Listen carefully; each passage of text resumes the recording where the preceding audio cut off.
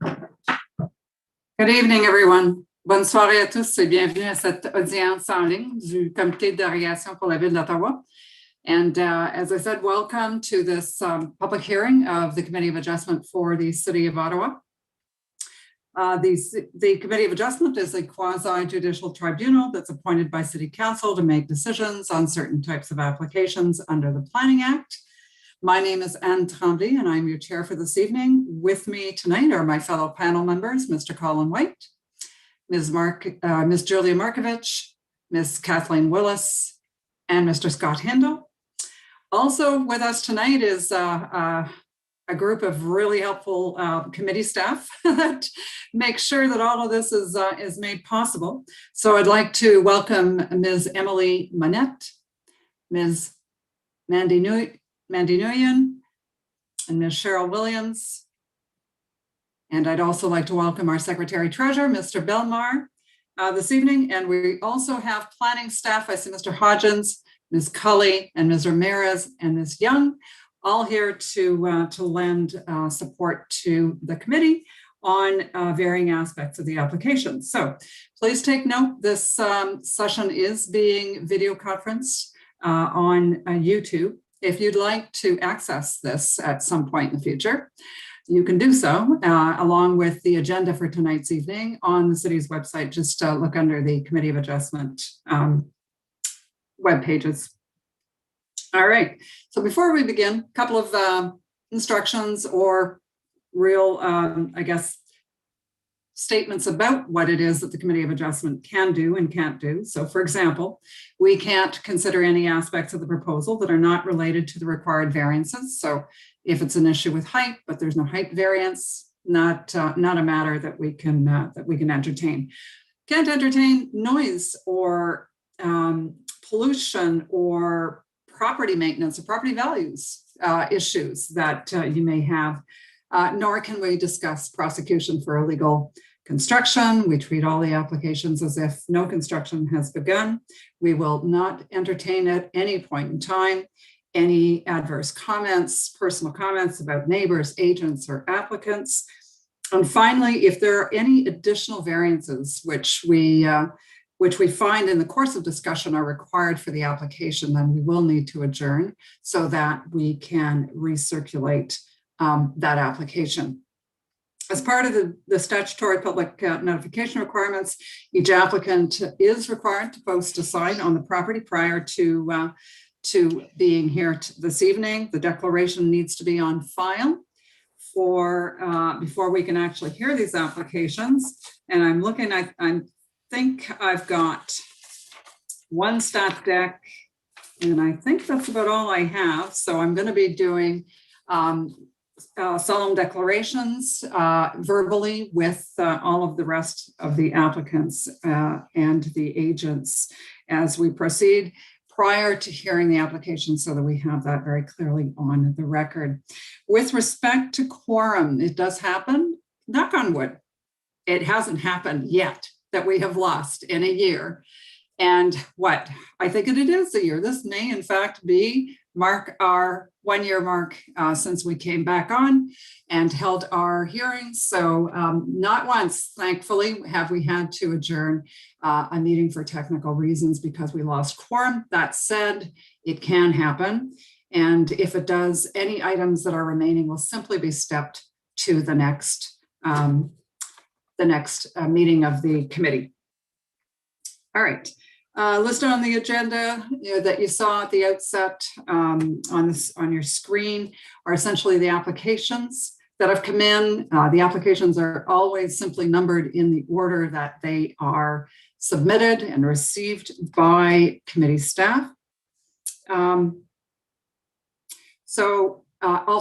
note that the committee members have reviewed the application materials prior to the hearings, and any written submissions received in support or opposition.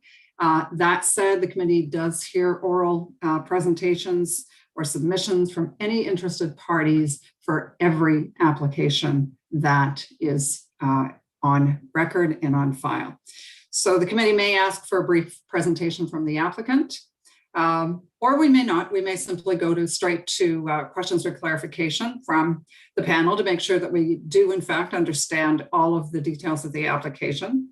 Once that's done and we've had a chance to go back and forth and get whatever answers we need, we will then open it up to the public portion of the hearing. And at that point, if there's somebody who's registered to speak, then I'll start with my speakers list. And then once that's exhausted, I'll ask if anybody has an interest in the application to come forward. You will have that opportunity. You need only to raise your hand and we will recognize you and bring you in so that you can, in fact, state your concerns or ask your questions at that point. The committee members may, at that particular point in time, decide to ask you questions as an oral submitter. To see whether or not, or to ensure that we understand exactly the nature and the extent of your concerns. Once all of that is done, we try to resolve any of the issues that have been raised as part of the public portion of the hearing with staff, get some answers, and then at that point, the committee is ready for deliberations. And at that point, the committee can decide to either obviously grant the application, decline the application, very rarely reserve the application, but that is an option where there's a lot of new evidence that comes forward to the committee. And of course, we can adjourn, as I mentioned before. If you haven't registered to speak with the committee, what I would ask you to do is when you start, just be sure to give us your full name and your municipal address. What happens, I find online, is sometimes only the person's first name appears, and so it would be very helpful for you to give us your full name and your full municipal address would be very much appreciated. So once the committee's made a decision, those decisions, there's an official decision that then is circulated 10 days after the hearing. And those formal decisions essentially outline the reasons for the committee's reasoning on the matter. And then all decisions of the committee are subject to a 20-day appeal period, during which time the decision can be appealed to the local planning appeal tribunal for a fee. So we're on to the items on our agenda. Just one thing. Are there any declarations of interest from any of the members? Yes, Mr. White.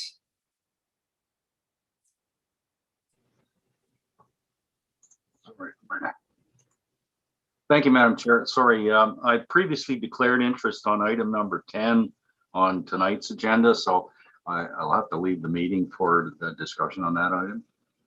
All right, thank you, Mr. White. Anyone else? And it could be for either any of the agenda items on our docket tonight or on any of the other panels of the committee. Not seeing any, I think, all right, we can, there's no minutes to confirm tonight. So we're going to go directly to the adjournment requests. And I believe we have as many adjournment requests as we have applications at this point. So bear with us as we get through them. Number one, that is for 486 Temiskaming. And I am looking for the applicant, Mr. Nguyen. Good evening, Madam Chair. Good evening. Did you want to come on video or? Yes, Hi. hi. There you are. Great. So you're aware that there's been a request for adjournment on the application? No, I have not. Okay, you're not aware that. All right, we're going to ask Ms. I think it's Ramirez that has, yes, Ms. Ramirez, if you could come forward. Hello, Madam Chair.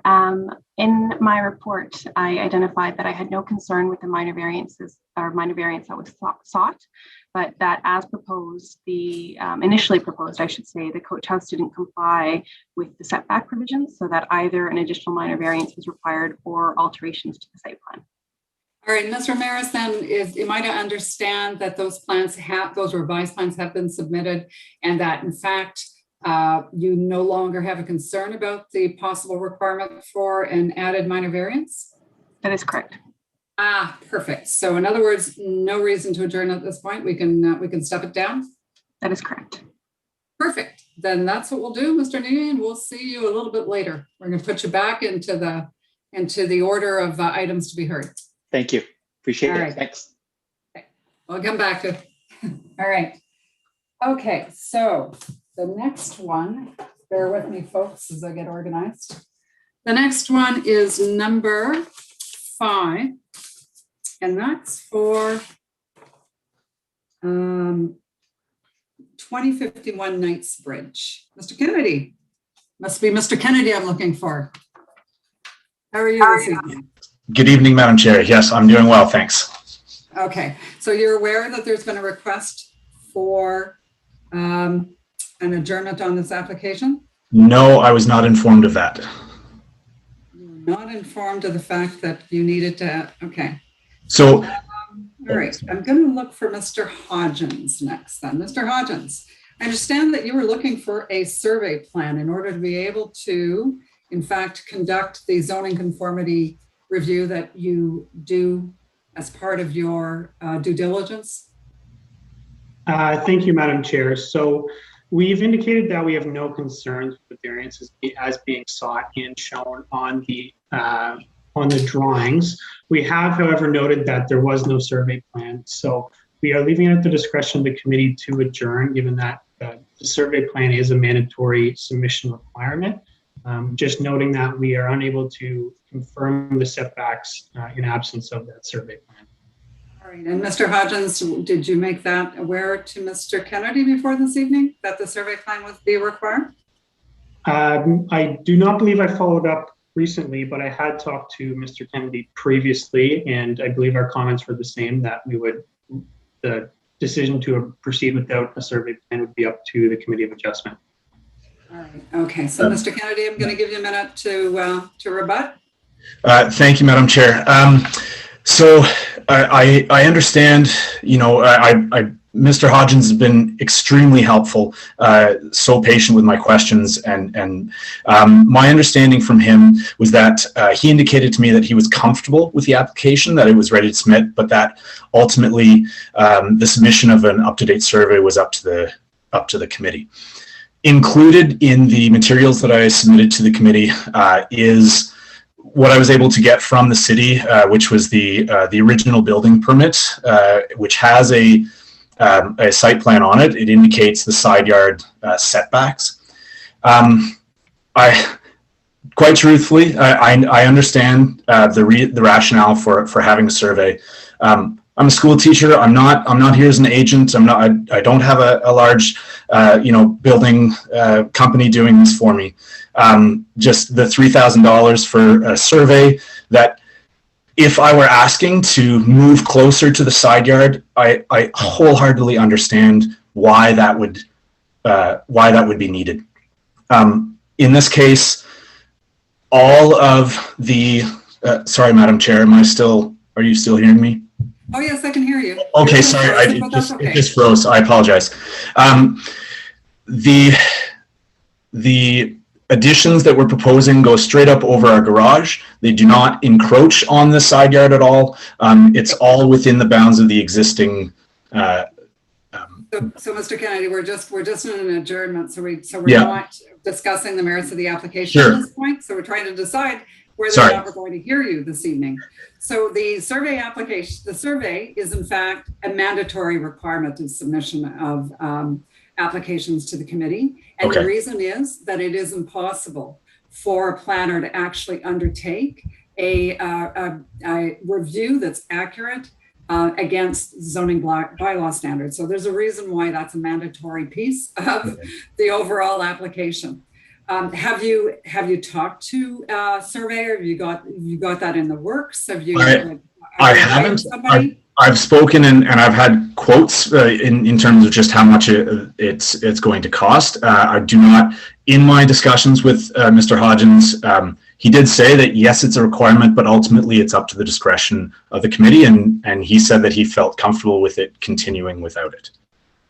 Okay, so typically I think what staff is, I think what we heard from Mr. Hodgen is that Yeah. overall the request that you have isn't a bad one, but he can't verify whether or not you're in compliance with the zoning bylaw. So exactly. So when we need to be exact, we're down to 2 decimal points on some of our measurements when we do this, right? So I'm going to, we're going to adjourn this. I think this is our proposal to you, that we adjourn to July 7th to give you a chance to get that plan done and into Mr. Hodgins in enough time for him to warrant that, in fact, no additional minor variances are required and that the minor variances that have been requested are in fact the ones that you need for your property. Okay. Okay, so I'm going to ask Mr. Belmar, if you wouldn't mind coming forward, Mr. Belmar, I'd like to know by when do you think we should have that survey plan? Because I'm thinking, and Mr. Hodgins, you can pipe in here too, because I know you're the one who will need to review it for that July 7th meeting. Madam Chair, for the July 7 meeting, we usually require all information relating to an application be in by June 8th.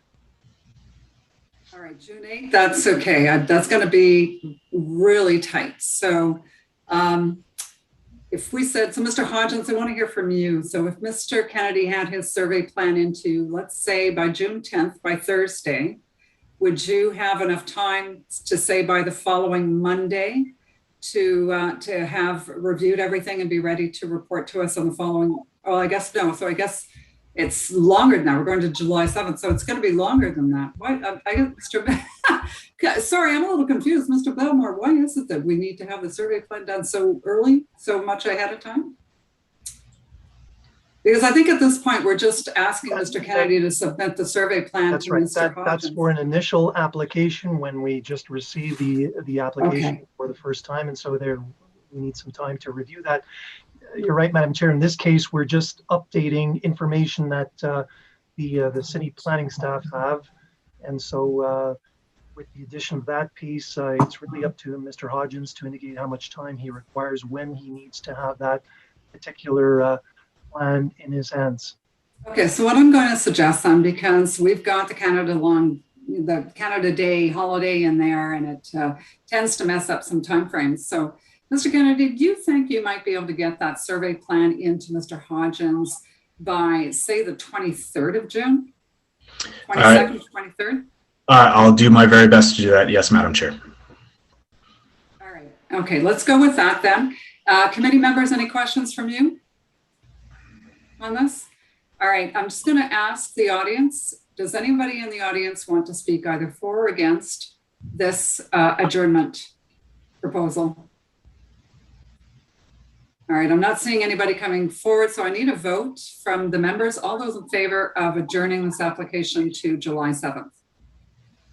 All right, so it's unanimous. We are going to do that. Originally, we were thinking we would go sine die, Mr. Kennedy, but because we understand some of the difficulties that sometimes come with these things, I think July 7th will work for us. And I think that gives you enough time to get us, hopefully, that gives you enough time to get a surveyor and get the information to Mr. Hodgins. Okay. Thank you. All right, thank you very much. Great, we'll see you then. Okay. All right, the next one is number 8, which is 1225 Ridgemont. And the agent and applicant, let's see, is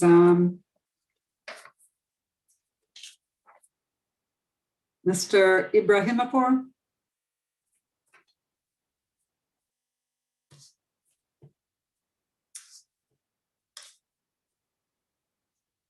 Hello. Yes, Mr. Ibrahim, how are you this evening? Oh, very good, very good. Thank you. Excellent. So you're aware that there's a request for an adjournment on your application? Yes, but unfortunately it was very late. I got the email on the 28th of May, which I didn't have enough time to submit the adjustment to my site plan because I don't need to add any more minor variances since we are talking about a few centimeters, that the site plan can be adjusted. Okay, well, in that case, so if, I think what you're telling me is that rather than amend your application to include the additional minor variances that Ms. Christina Cully has identified, that you would actually prefer to revise your plans to meet all of the zoning requirements. Absolutely, because it's about the inch that we can just alter the site plan and fix it. Good, because building height means you're also dealing with bringing the roof height. Yeah, but I think building height, I can submit them enough evidence that we are not going to exceed. That's not the first that we are building with the same plan. We built more than 8 the same plan in the city, and we didn't exceed the building height. All right. So questions for Mr. Ibrahimopour from the committee, Mr. White? Thank you, Madam Chair. I just noticed on the notice that there is a slight difference in the lot area proposed, but it appears to be promoting a lot area that, well, maybe I'm wrong here, is less than the original submission. Yeah, it's increased relief. So good point, Mr. White, which means that if there is increased relief, in this case, it has to be recirculated one way or the other. Okay, well, Ms. Cully, would you mind coming forward? All right, so we just have a quick question for you then. I think there's still more discussion to happen between you and Mr. Ibrahimopour. If it's just a simple recirculation of the notice to reflect the increases in relief that have been identified, on the basis of your review of the site plan against the zoning standards. If that's the case, then that would be a fairly easy thing to do. But in your mind, you identified a number of other issues. Do you feel that, because I'm looking at the deadline here, and if Mr. Ibrahimopour was to provide you with something, everything would have to be into you and ready for circulation by the 8th of June. So I guess I just need to get a sense from you as to whether or not you think that's reasonable, or whether or not we need to go to even a later meeting in July. If I have the information required, then I have no problem with the earliest date possible. It's just those notes would need to be taken into consideration. All right. I can send it to the office all by Monday, because it's not going to be major issues. I have all the documentation. I can just submit it. All right. And because that means you're essentially, if you submit it on Monday, Mr. Ibrahimopour, that gives Ms. Cully all of 24 hours, not even quite 24 hours to verify your information. Any chance you can have that all in by Friday? Yes, I can do that. Okay, I think that's what she'll need to do, to be honest. Any other questions for Mr. Ibrahimopour on this proposal for adjournment? Okay, don't have anybody on the speakers list. Anyone in the audience want to speak either for or against the proposal for an adjournment of this application to July 7th? All right, I'm not seeing anybody come forward, so I need a vote. Members, all in favor of the adjournment? All right, for the record, the vote is in favor, and it's unanimous. So, Mr. Ibrahimopour, we've got a lot of work to do between now and Friday in order to give Ms. Cully the amount of time that she truly needs to be able to review and verify all of your information. Sure, I will. All right. Thank you very much. We'll see you July 7th. Yeah, bye. All right, the next application for adjournment is for 2555 Sheffield Road, and I am looking for, on that one, Mr. Price, Mr. Leal.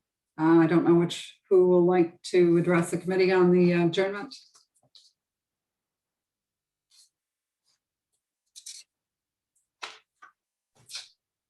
James Leal.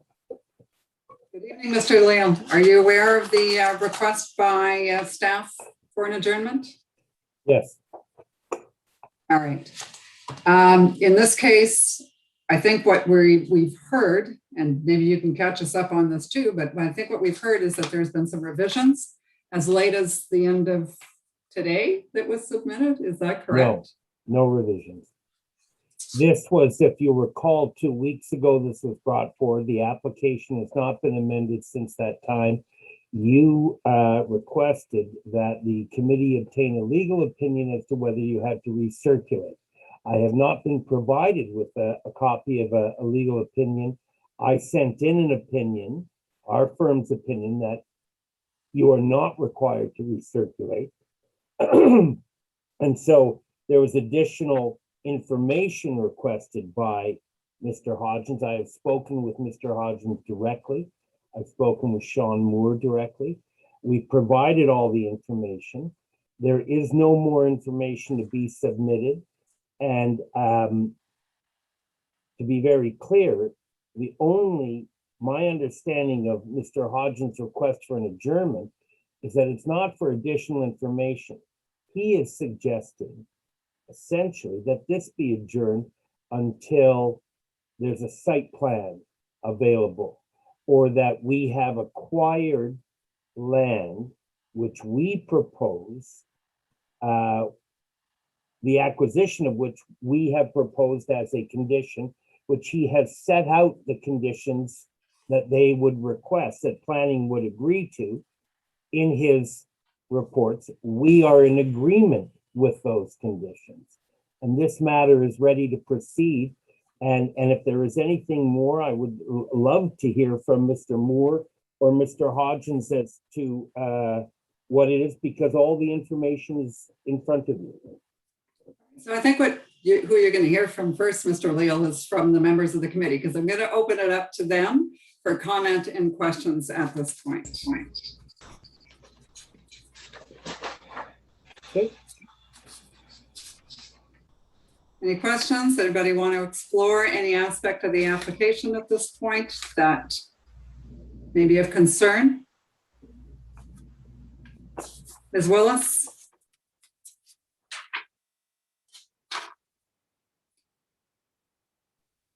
So I just would like to, I'm a bit confused about this application, and may not have a big bearing on the adjournment request, although me better understanding how we got to this place would certainly help me. It's actually a question for staff. And just so I understand, if the reason why we're still looking at this is that there was technically no access to a public street, and the report says that that's the reason why we were changing from, at least I believe that's why we were changing from a consent to sever to a lot line adjustment, which is also a severance application. What prevents the city from just requiring the applicant to lift the 30 centimeter reserve on whatever the name of that street is, which would then give them access to a public street? I'm just not clear why it got further entangled, and I'm hoping that you can clarify that for me. Thank you for the question. So the original application came in for a consent, and it was to create an individual parcel. So it wasn't for a lot line adjustment. And you're correct that our main concern at that time was the creation of a landlocked parcel. Subsequently to that, at the hearing, the agent proposed a lot line adjustment alternatively, which has the potential to provide frontage if this merges on with another parcel. The issue at this time in the eyes of planning staff is that they're proposing to merge this parcel with a undefined piece, which they're proposing to purchase from the city.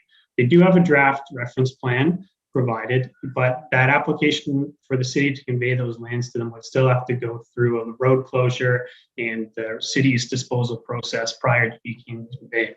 The additional concern is that we still have not been given proof that upon the mergers that the lands will have frontage on approved public street. There's certainly opportunities here, one being lifting the reserve is an option. The second is there was a road opening application for an extension of a road, which has been draft approved. It's just haven't gone through the legal process. finalizing the agreement and finalizing that road opening. So there is potential for frontage to be resolved through either of those means. We just haven't gotten to that point at this time. Just to follow up then, so this whole issue of switching the application, which is causing, it's sort of muddying the waters from the committee's perspective, would go away if we went back to simply a severance whereby it become a condition that I just looked at Geo Ottawa, that the 30 centimeter reserve at the end of Humber Place be lifted at the expense of the owner, thereby giving him access, which means that he doesn't have to get tied up with the uncompleted transaction with the city. That's a good point, and it is an option. The counter argument I would put to you is that there's the potential that that road opening or the lifting of the 30 centimeter reserve isn't approved. I think that the applicant would have to apply and provide justification for removing that reserve, and I'm not sure if for the creation of a parcel would be sufficient evidence if there's no building potential on that piece. So it is an option that if that was lifted, then correct, it would provide them frontage and alleviate that concern. I think that the only question is, will it be lifted if all we have is a proposed vacant piece of land? Thank you. I hadn't actually understood that to be a bit of the 1 foot reserve to be a control mechanism to that extent. I think we all had seen it more in a plan of subdivision context, where lifting the 1 foot reserve was no issue without necessarily understanding the vacancy of the lands. So, Mr. Leal, I see that you have your hand up. Please go ahead. I think, and Ms. Willis, I think that's a little bit aside from the real issue here. What I disagree with some of the things that Mr. Hodgins has said in terms of it's an undefined parcel to which this would be added. There are a couple of issues that Mr. Hodgins has expressed. One is that if this is a lot line adjustment, the severed parcel has to be added to lands which have access on a public road. That access is not going to be across the 30 centimeter reserve that's on the severed parcel. It is access to the main piece of property that we're purchasing from CN, and it is an access by Hydro Road at the southern end of the property. Mr. Hodgins is perfectly aware we have been granted that access. It is conditional on us entering into a road opening agreement, putting a sign up that says no trespassing, and possibly a gate. There's another small condition. We applied for the road opening in November. We were told it was 5.5 weeks. We did not get it through no delay of my clients for 5.5 months. So May 3rd, they granted the decision and the delegated authority report that we have been granted access to Hydro Road. Yes, we do have conditions, but the establishment and satisfaction of those conditions can very easily be made a condition of this, the severance that we're asking for. That turns this into a simple lot line adjustment. We are not proposing to bring the application for the dedication of the 1 foot reserve. That will be dealt with later in the course of a site plan. This is my principal difficulty with Mr. Hodgins' reports, which are very well intentioned, but I run into this a lot. He says actually in the report that in an ideal world, we would have a site plan agreement in front of you at the same time. And that might be in his ideal world. My clients are not developers. They're not going to spend $25 million on a 300,000 square foot building on this property. We're going to sell it. So as a result, we think the requirements for the plan or the site plan approval are premature. That will be dealt with in the site plan approval process. What we're looking for now is a very simple issue which is a lot line adjustment, taking an unused, abandoned piece of rail line, transferring it to us. The conditions are, I agree with Mr. Hodgins here, we have to buy the road allowance for the city. I invited Mr. Hodgins to speak directly to Daneshwar Nirmal. We have received approval in principle. The property has been circulated and no comments came back. And yes, we have to bring the application to close it, which we're told is a 2.5-month formality at this point, and then we will purchase it.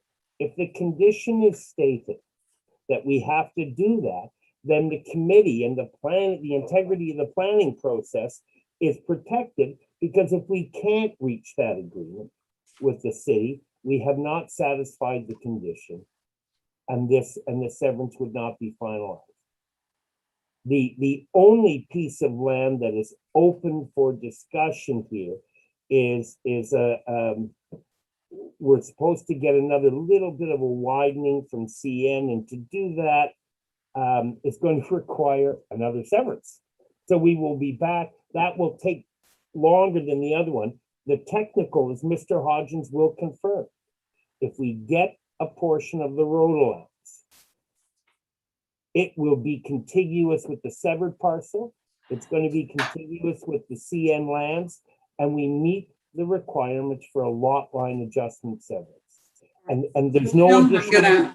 Thank you, Mr. Leal. I think you've given us a lot to think about here. I just have one question for you, just to get back to sort of how we might deal with this. And one of the outstanding issues, I think, is, and you sort of raised it yourself, is that there's an awful lot of things that have to happen in order for this application to, including, if I just heard correctly, a possible additional consent at some point in the future. So in other words, we don't have the full picture in front of us right now. We've got phase one of whatever that transactions would be. Sorry. So what Mr. Hodgins essentially has in his report talks about the prematurity. Can you tell me why then this couldn't wait for the processes to resolve themselves, get to the end of the summer, have everything you need in hand, and then proceed that way? Well, of course, from the city's perspective, it could wait. I mean, from my client's perspective, we have a very complex interarrangement of agreements to assemble this land. As Mr. Hodgins is aware, we have part of the lands we're buying from CN is a 2-acre parcel. We have entered into an agreement to sell these lands. If I could correct you, that additional severance I talked about, I brought it up to say that it is not required for this application. No, that's not, yes, but so Mr. Leal, but that's, I mean, in a planning world, what you really want is to see sort of the bigger picture right from the outset. So one of the things that the committee really doesn't like to deal with is incrementalist kinds of approaches to development, because that doesn't give us an opportunity to in fact understand what the end game is. Well, so that's what I meant when I said that. Okay, so this is my point being, but that with the greatest of respect, I still don't understand it. The only issues of prematurity which have been raised in the report by Mr. Hodgins, there are 3 of them. 1, we should wait until a time when it is clear what lands the severed lands will be merged with. 2, the characteristics of the entire parcel. And 3, confirmation that there is frontage on an improved public street and there is no deficiency. I don't know what he means by deficiency, but I understand the improved public street. So we have a decision to open the road, and it is Mr. Hodgins has crafted a condition for that. Secondly, the characteristics of the entire parcel, with the greatest, we do not have a comprehensive site plan, but you do have all, and I won't go into it because it's the substance of the hearing. You have all of the characteristics of the entire parcel now. It is in the plans that have been provided.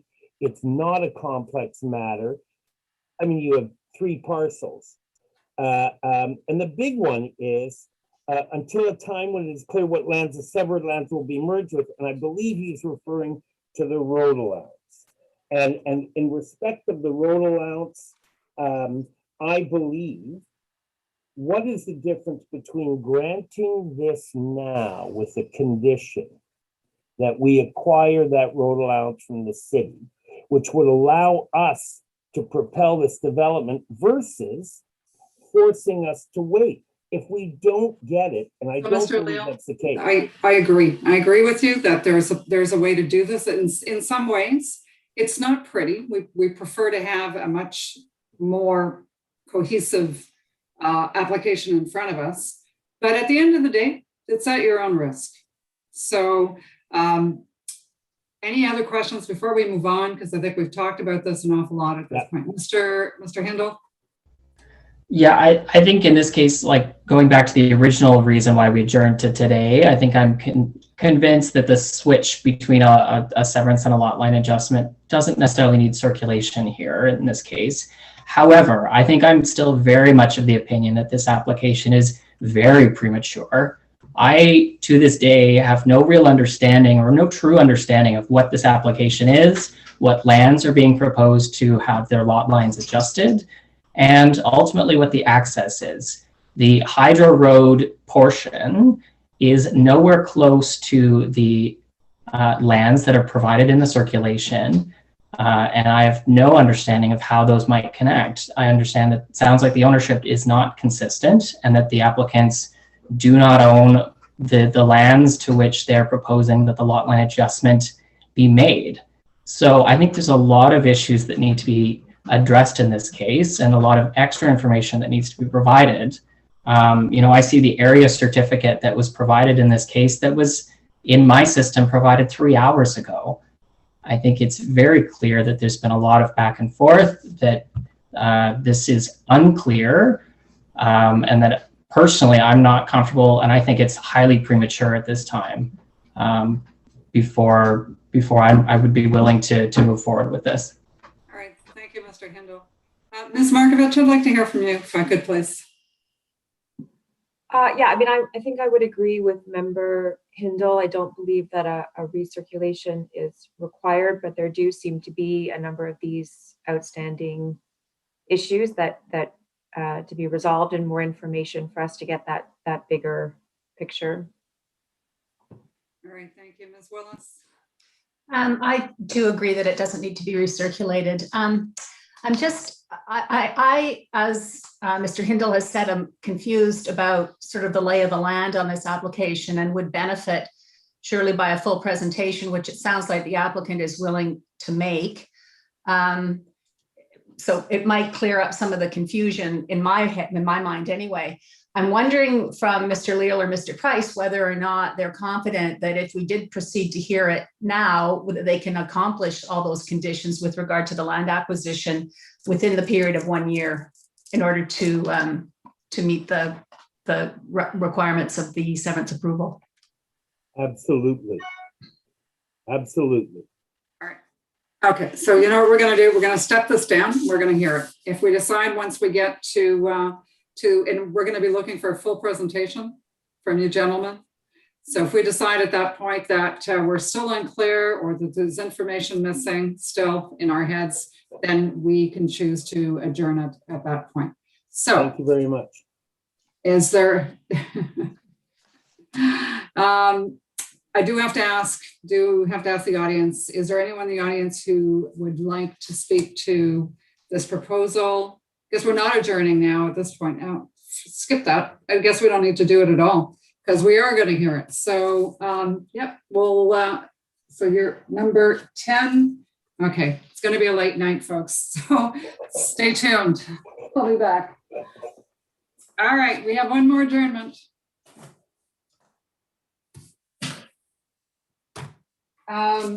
Looking for 127 Britannia. And I think I'm looking for who in this case? Britannia. 12. Mr. Cham, or Ms. Shahzadeh. Shahzadeh, yes. Shahzadeh, thank you. That really was quite helpful. Okay. All right, so you're aware that there is a request for adjournment? Yes, we are aware of the adjournment request from planning staff, and we concur with their request. All right, so the proposed adjournment date then would be to June 16th, which means that you have a deadline for the information to be submitted by the 4th, which is in 2 days. We can make it? Yes, we have almost all of the information ready. All right, okay, any questions from the panel on this? All right, anyone in the audience want to speak either for or against the proposal for an adjournment to June 16th? All right, I'm not seeing anybody, so committee, all those in favor, the adjournment? All right, for the record, the applications 11 and 12 are being adjourned to June 16th, and we'll see you then. All right, thank you very much, Madam Chair. All right, thank you. You too, you too. All right. My apologies, keeping organized. Back to number 1. So we're looking for, if I recall, Mr. Nguyen, I think. Yes, Mr. Nguyen.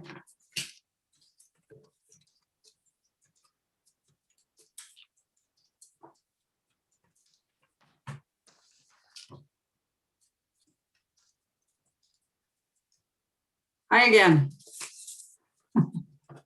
All right, we're not going to ask for a presentation from you, Mr. Nguyen. We're going to just open it up to questions from the audience at this point. So, or sorry, not the audience, from the panel. Forgive Madam me. Chair. Yeah. Oh, yes. Thank you. Yes, thank you, Mr. Belmar. All right. So, Mr. Nguyen, do you solemnly swear or affirm that the notice provided to you as part of the application process and by the committee was posted on the property to which the application applies, that it was posted for the prescribed amount of time before the hearing, and that that sign was clearly visible and legible for the entirety of that time? Do you either swear or affirm that to be true? I do swear that to be true. All right. Thank you very much. Back to questions then from the members. Mr. Wright. Thank you, Madam Chair. Question of the applicant. Can you tell me how many bedrooms are in this proposed coach house? There, through you, Madam Chair, there's 2 bedrooms. 2-bedroom unit? Okay, thank you. Madam Chair, I also have a question, a couple of questions for staff, if I could. Would this be Ms. Ramirez? Ramirez, Ms. Ramirez. Yeah. Question 1, are coach houses permitted on the street townhouse lots that are, they're sort of the big character type unit in this neighborhood? Wondering if coach houses would be permitted in street townhouse zonings in this area.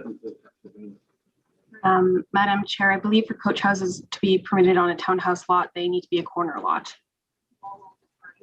So that theoretically they might be accommodated on some of the corner lots then in the street townhouse development.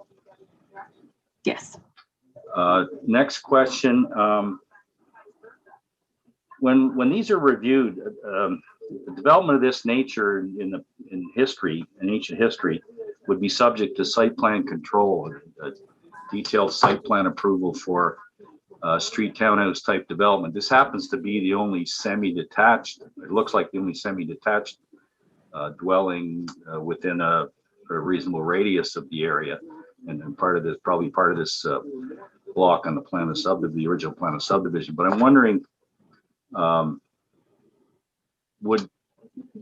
is the subdivision agreement not include provisions with respect to development that is permitted? And I'm wondering if the subdivision agreement, that being the case, the subdivision plan specifically permits the type of development that we're proposing here, the coach house type development.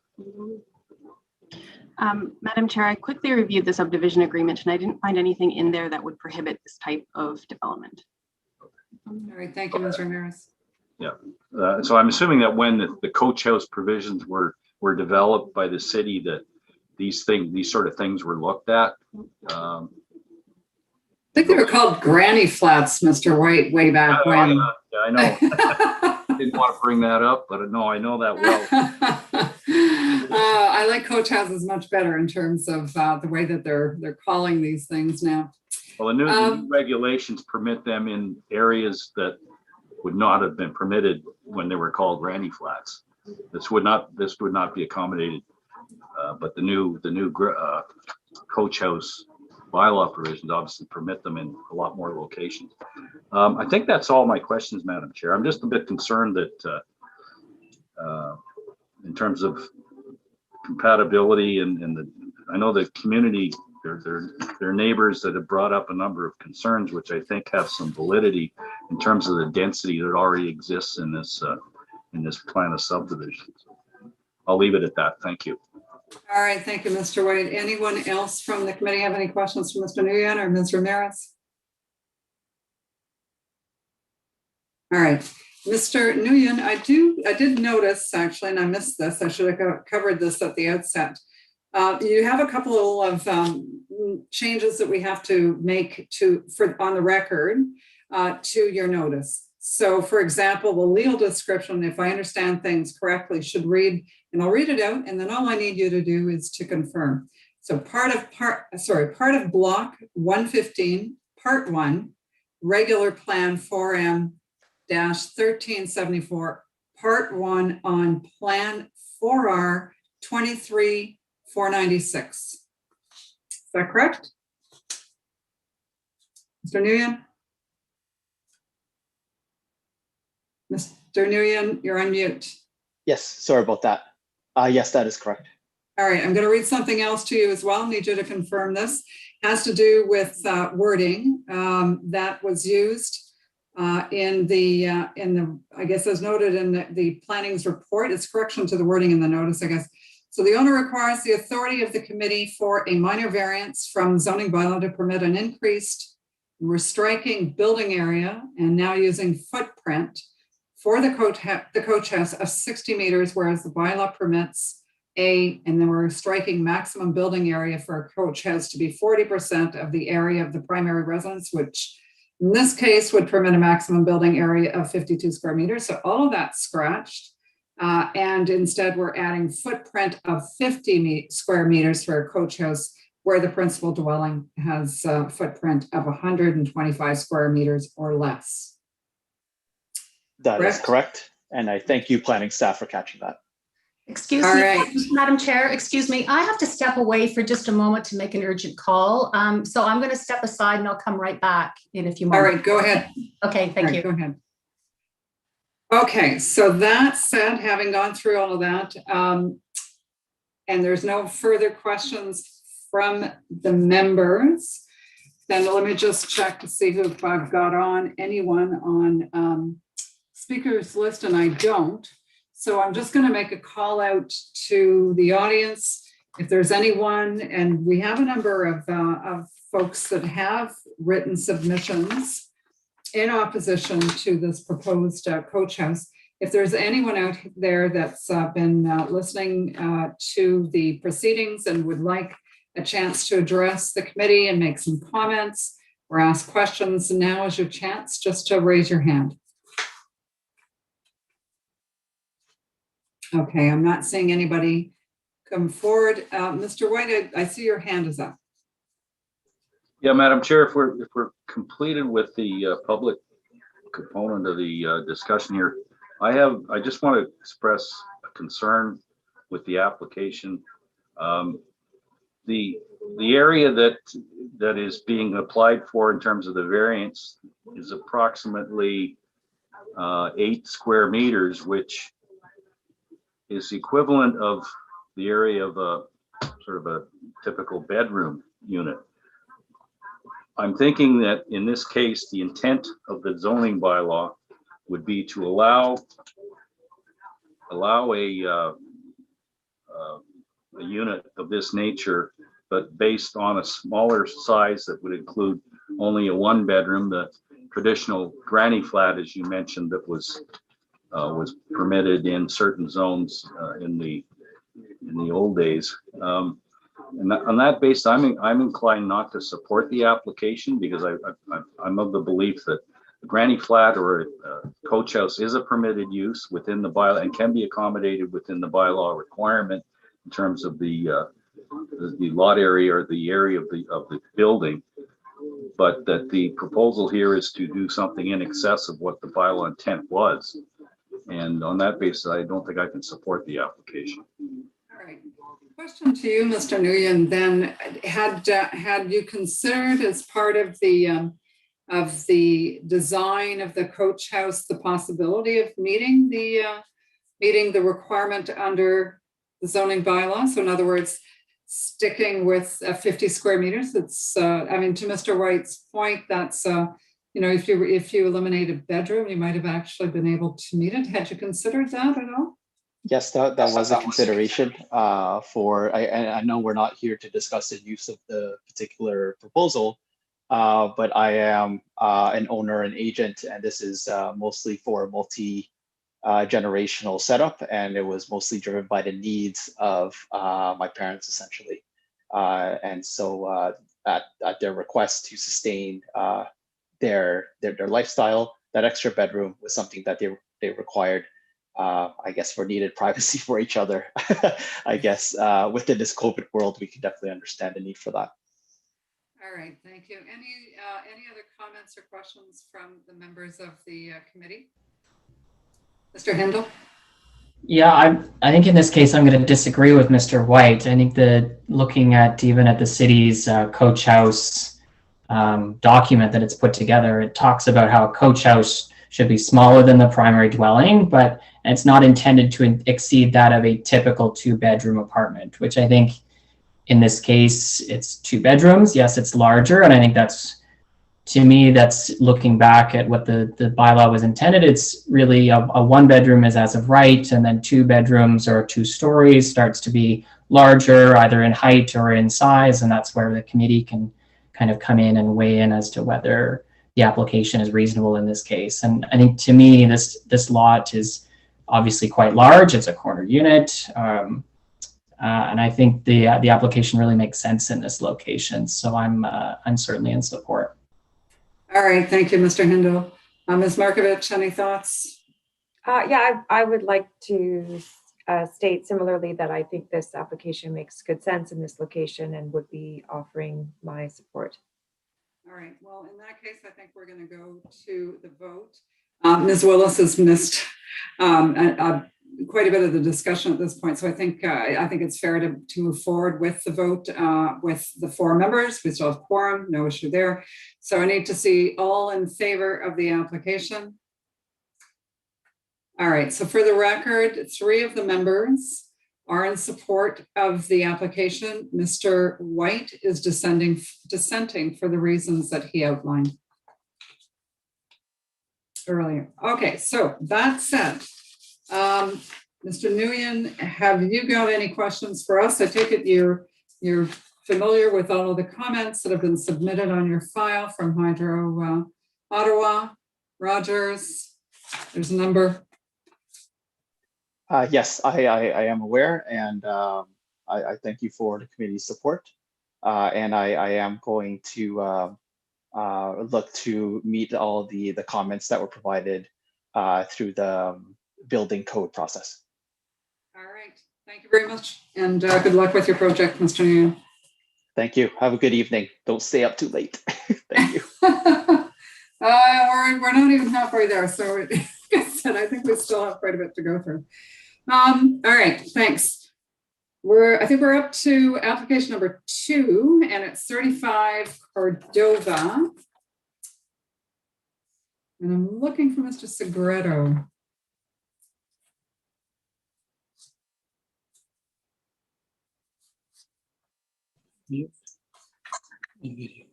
Hello. Good evening, Mr. Segreto. Good evening, Madam Chair. All right, I need to read something to you, Mr. Segreto. I don't believe your staff deck is in. Am I wrong? No. Okay. All right, so Do you solemnly swear or affirm that the notice provided to you as part of the application process and by the committee was posted first at the property to which the application applies, secondly, for the prescribed number of days before the hearing, and that the sign was clearly visible and legible for the entirety of that time? Do you either swear or affirm that to be true? I swear. All right, perfect. Okay, so the only other piece of business, Mr. Segreto, that I have with you before we get into questions is a minor change to variance A on the notice. Oh, yes. So, in actual fact, I see a number of amendments. So 2A, we are amending it to read, to permit a reduced lot width of 15.25 and striking 24 and striking 15.25, whereas the bylaw requires a minimum lot width of 19.5. Is that correct? Yes, it is. All right. And we're also, I think, in B, and I guess Ms. Cully, you can correct me if I'm wrong here, but it seems that to permit a reduced area of 464.2 square meters, and we're adding brackets 417.88 square meters without the rear lane. Is that Mr. Segreto? That's correct. Okay.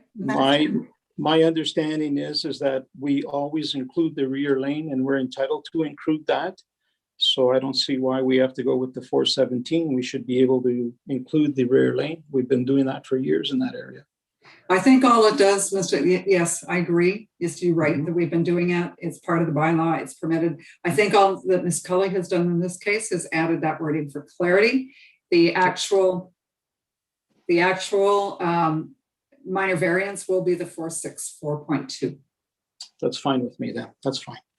All right, in which case, if you can agree, we're going to make the same change to, and I'm not seeing to C. So we don't need, I take it then, an amendment to 15.24 for C? No? All right. I'm saying this color, tell me no, but we are making the same wording, addition, if you will, for D. Everyone in agreement? Okay, good. If that's the case, then, all right. Okay, no presentation, Mr. Segreto. Members of the committee, questions? Any questions from Mr. White? Madam Chair, I have the same concerns that I've had with these applications on a regular basis. We're seeing them every 2 weeks. We see at least one of the items on the agenda. And I'm still not satisfied that they meet the general purpose intent of the zoning bylaw as far as the zoning provisions with respect to frontage and lot area. And on that basis, I'm not supporting the application. All right, I think some of the points that were brought up by the community association, and I'm sure we'll hear from the community association this evening, are very relevant issues, particularly with respect to the issue that I mentioned, the conformity with the general purpose and intent of the bylaw, but also issues that they have identified with respect to the inadequacy of park provisions in this community. The neighborhood was developed on the basis of land holdings that had 100-foot frontages. Parks were developed on the basis of not being having the traditional requirement that we have today in terms of parkland. A lot of the amenity areas was provided on these large lots, play structures, etc., backyard rinks and that sort of thing, which cannot be provided on the basis of the standard that we're approving, that have been approved with the lot sizes today. So I echo some of their concerns in addition to the ones that I have with respect to the zoning bylaw. Thank you. All right, thank you, Mr. White. Anyone else on the committee? Mr. Handel? Just a question for Ms. Cully here. I note in this case, we're switching the orientation of the home from Cordova over to Withrow. And I noticed that the side where we're doing the 3 meter variance for side yard is, I assume, adjacent to Cordova. But in this case, we've got both driveways facing with row, where I know in some areas there's been requirements to have driveways on corner lots facing different directions. Any concerns with that in this case? There is no concerns with that in this case. The driveways facing different streets is a condition to allow reduced lot areas. So there was no request for that in the case, so it wasn't something that was looked into. Okay, great. Thank you, Mr. Hindle. All right, so Mr. Segreto, I do have a question for you. One of the things, and we have seen a number of these applications over time, but when I looked at the reduced lot area of 462.2, is that in keeping with the reductions that we've seen, or is that greater than some of the reductions that we've seen over time? I don't recall seeing such a great reduction. I don't, I honestly believe that 462, 464, it's sort of standard in there, because all those lots that I've been severing in there that are 50 feet by 95 feet in depth, they always come up with the 464 square meters. So that's quite typical in that area when you take the lot width and the lot depth of these lots. So you're seeing the 464.2, quite a bit of that in there. All right, okay, I wasn't sure. It just struck me when I saw it this time. Okay. I don't think I have any other questions. No one else? Mr. White? Sorry, Madam Chair. Just a question. I think I asked a similar question the last time we were dealing with one of these applications. Cash in lieu of parkland. There's no cash in lieu of parkland taken here because we're not dealing with the consent to sever. Is there any, with the doubling of density in the neighborhood that's resulting from these severances, is there any other vehicle, and this would go to staff, is there any other vehicle where cash in lieu of parkland is taken for this type of development? I'm thinking the building permit stage or any other approval process where cash in lieu might be available. Do you know the answer to that question? Not that I'm aware of. I don't know the exact answer to that question. I'm sure. Okay, I see a lot of people coming forward. Mr. Hodgins, so Mr. Segreto, I'll come back to you, but I'd like to hear from Mr. Hodgins. Thank you for the question, Member White. At this time, no, there is no mechanism for collecting at the building permit stage. So the building code department does not collect for the increase in density at that time. The parkland dedication rates are accounted for in the land subdivision, so subdivision and consent applications. It's also accounted for as part of a site plan control application. So unfortunately, at this time, there is no method currently to collect them through the building permit stage if it's strictly a minor variance application. All right, thank you, Mr. Hodgins. Mr. Segreto, did you want to add to that? Madam Chair, I believe what happens, I think this has happened in the past, is when you do sever a portion of these lots, let's say, for example, sometimes you have a 52-foot lot versus a 47-foot lot. When you're technically severing one of those 25-foot parcels, then it becomes a severance. Then I believe that the cash in lieu comes into play. I think that's what happens. I think that's what I've done in the past. Once you sever a portion of those 25-foot parcels, that's what I think that has happened to me in the past. Yeah, I think that's under the Planning Act. There's the ability to do that where there's development. So in this case, we're not severing, we're simply approving minor variances. So there's no development as such. Mr. White, did you want to comment? Yeah, Madam Chair, if I could just add to that, and Mr. Segreto is absolutely right. That's a basis of one of my concerns with these applications.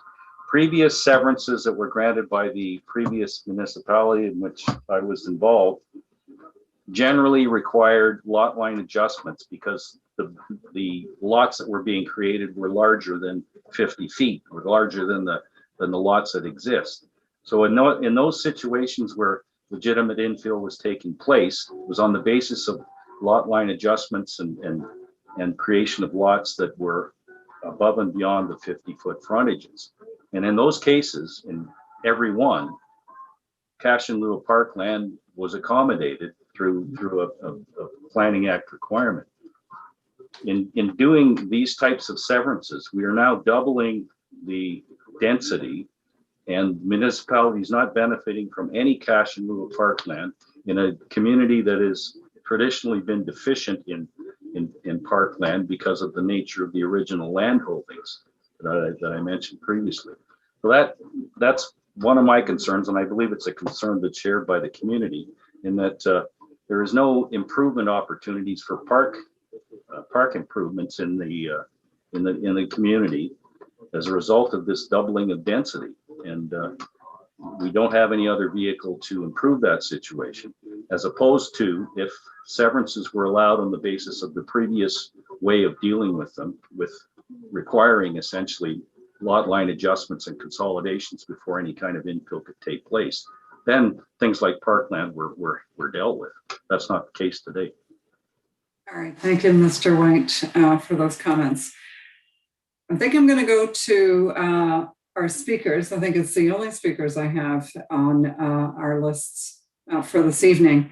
And I can see Ms. Wilson, you are there. Is Ms. Pratt also joining us this evening? I think she may not be here this evening. She had another engagement, so I think I'm taking over for her. All right, then the floor is yours, Ms. Wilson.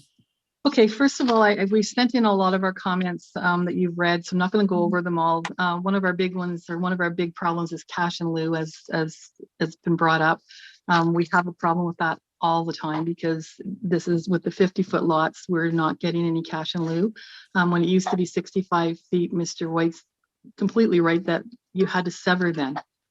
Anyway, I'm just going to go through, I have some questions here. I'm just going to go through them. They might not be in any order, but question one, we're unsure whether having the only door on the side of the house only and not on the front changes the front yard versus the side yard setbacks.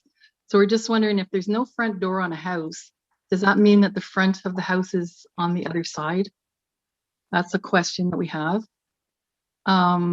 Should I stop and get an answer first? Actually, you know what? Let me just take a list. So it's about the zoning bylaw standards based on the front orientation of the front door. Yeah. Okay, go ahead. Okay. The second one is the city report recommended that the proposed deck be built on pier type footings to help save one of the trees, but it's confirmed to us that it would be built on poured concrete that goes down under the ground to the basement level. Does this mean that the porch part of the building footprint is used in calculating the percentage of coverage, like that 45%? I'm just wondering that. That's another question I have. Sorry, just maybe I'm not clear on your question there. So we've got, you want to preserve the tree. There's I guess the porch is supposed to be on piers. But it was recommended that we put on piers, but it's not going on piers. It's going to be on poured concrete. Okay. So when it's been explained to us before how they get that 45%, which is a requirement, less than 45%, it's the footprint of the building. And we're just wondering, if we were told that if there's a porch that's on a poured concrete foundation that goes down into the ground, that's part of the footprint. So we're just trying to figure out if that is taken into consideration when they're figuring out the percentage of lot coverage. We'll get you an answer. Okay. Anything else? Yep. It seems that the rules are continuously being pushed over reasonable limits. And if the committee allows this to happen, what protection is there for residents who do abide by the bylaws? We sent in something about the variance. In addition to lot area and width, the applicant is requesting a further variance for 93A to reduce the corner yard setback to 3 meters, whereas the bylaw requires a minimum corner coverage of 4.5 meters. This is a 3-meter distance between the lot line and the building. With the proposed extension on this side, the structure is within 2 feet of the lot line. This does not meet the character of the neighborhood. This is a well-traveled street with the community's only sidewalk. Considering that such extensive deviations on lot sizes and lot widths are often approved, we consider that the builders should be able to construct within those extended parameters. Further variances for further setbacks is an insult to the entire committee of adjustments variance process. And whereas the corner yard setbacks, the bylaw requires 4.5 meters, the client is asking for 3 meters. Then on top of that, they're adding a porch or deck built with concrete settings below the basement level. This covered deck extends out over another 1.52 meters plus stairs, which means that there's now 0.67 meters from the property line. We beg to differ that there is anywhere in City View with this sight line that can be seen. The porch and the steps will be very close to the sidewalk. And then another question is, why is there no side yard setback between part 1? And this might be just something that we don't understand. Why is there no side yard setback in part 1, the house on part 1, and the neighbor's house at 95 Withrow, where there is only 0.76 meters, which doesn't even include the bump out at the front of the garage? Why does this part 1 house not stand alone for setbacks if it is a separate parcel if this is passed? Why is this neighbor not protected by a setback limit? And then my last comment is, finally, I have a question about precedence. We've been told over and over that infill development does not set precedents, that each application is looked at separately. I ask then why the city and applicants continually refer to how many infill lots there are. We always hear the proposed lot widths are in keeping with other developments in the area. This happened in the city's notes tonight, re-lot widths. In this application where they refer to 5 properties have lot widths comparable to sought relief of 15.25 meters. Again, we ask, is precedence allowed or is it not allowed? And that's it for the night. Thank you, Ms. Wilson. Well-prepared questions this evening. So I'm going to hopefully I'll do as much justice as I can to your questions. So I'm going to, Ms. Cully? Ms. Cully, we're going to need your views on some of this. All right, so the first one has to do with the orientation of the front door and the zoning standards that apply. Can you provide some insight on that? The front door, or was it the front yard setback? No, I believe that Ms. Wilson was talking about what zoning bylaw standards would apply, where you have a situation where you have driveways that orient to one street, but the door to the other. Does that change the understanding of what the front yard to the side yard would be? Oh, I understand. Not to my knowledge, no. There's nothing in the zoning that would indicate that would. So, and the rule of thumb then for determining frontage is what? Is it the I think it's that I can pull up the definition. One moment here. Shortest distance. Oh, sorry, Mr. Segredo, go ahead. If you want to provide that. In the past, what I've always done was it was always the shortest distance that would be deemed as your front yard setback. The shortest distance is considered your front yard. With respect to the entrance off to the side, in the past, what I've done, especially in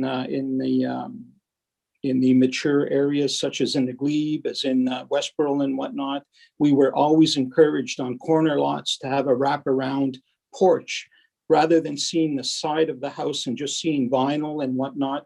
What we've done here is we've encouraged it by having the entrance on that side, by having a roof there, by having a door there, and then it's not predominant. The garage is off to the other side, whereas normally when we have to do all these houses, you're always looking at the front door should be sticking out further than the garage. In this particular case, you can clearly see that the garage is on the other side and we have the door. But again, porches were always encouraged to be wrapped around when we were doing these projects in these mature areas.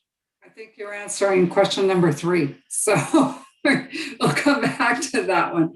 Mr. Hodgins, I just want to confirm with you too then, the question Ms. Wilson had about the orientation for front door does not change that the definition under the bylaw, and Ms. Cully too. So correct, Madam Chair. In this area of the city, the zoning isn't dependent on the location of the front door and driveway. The front lot line is determined to be the shortest lot line abutting a street. If there's a corner lot line, it would be the longer lot line in this case. So regardless of the location of the door or the driveway, the lot lines remain the same.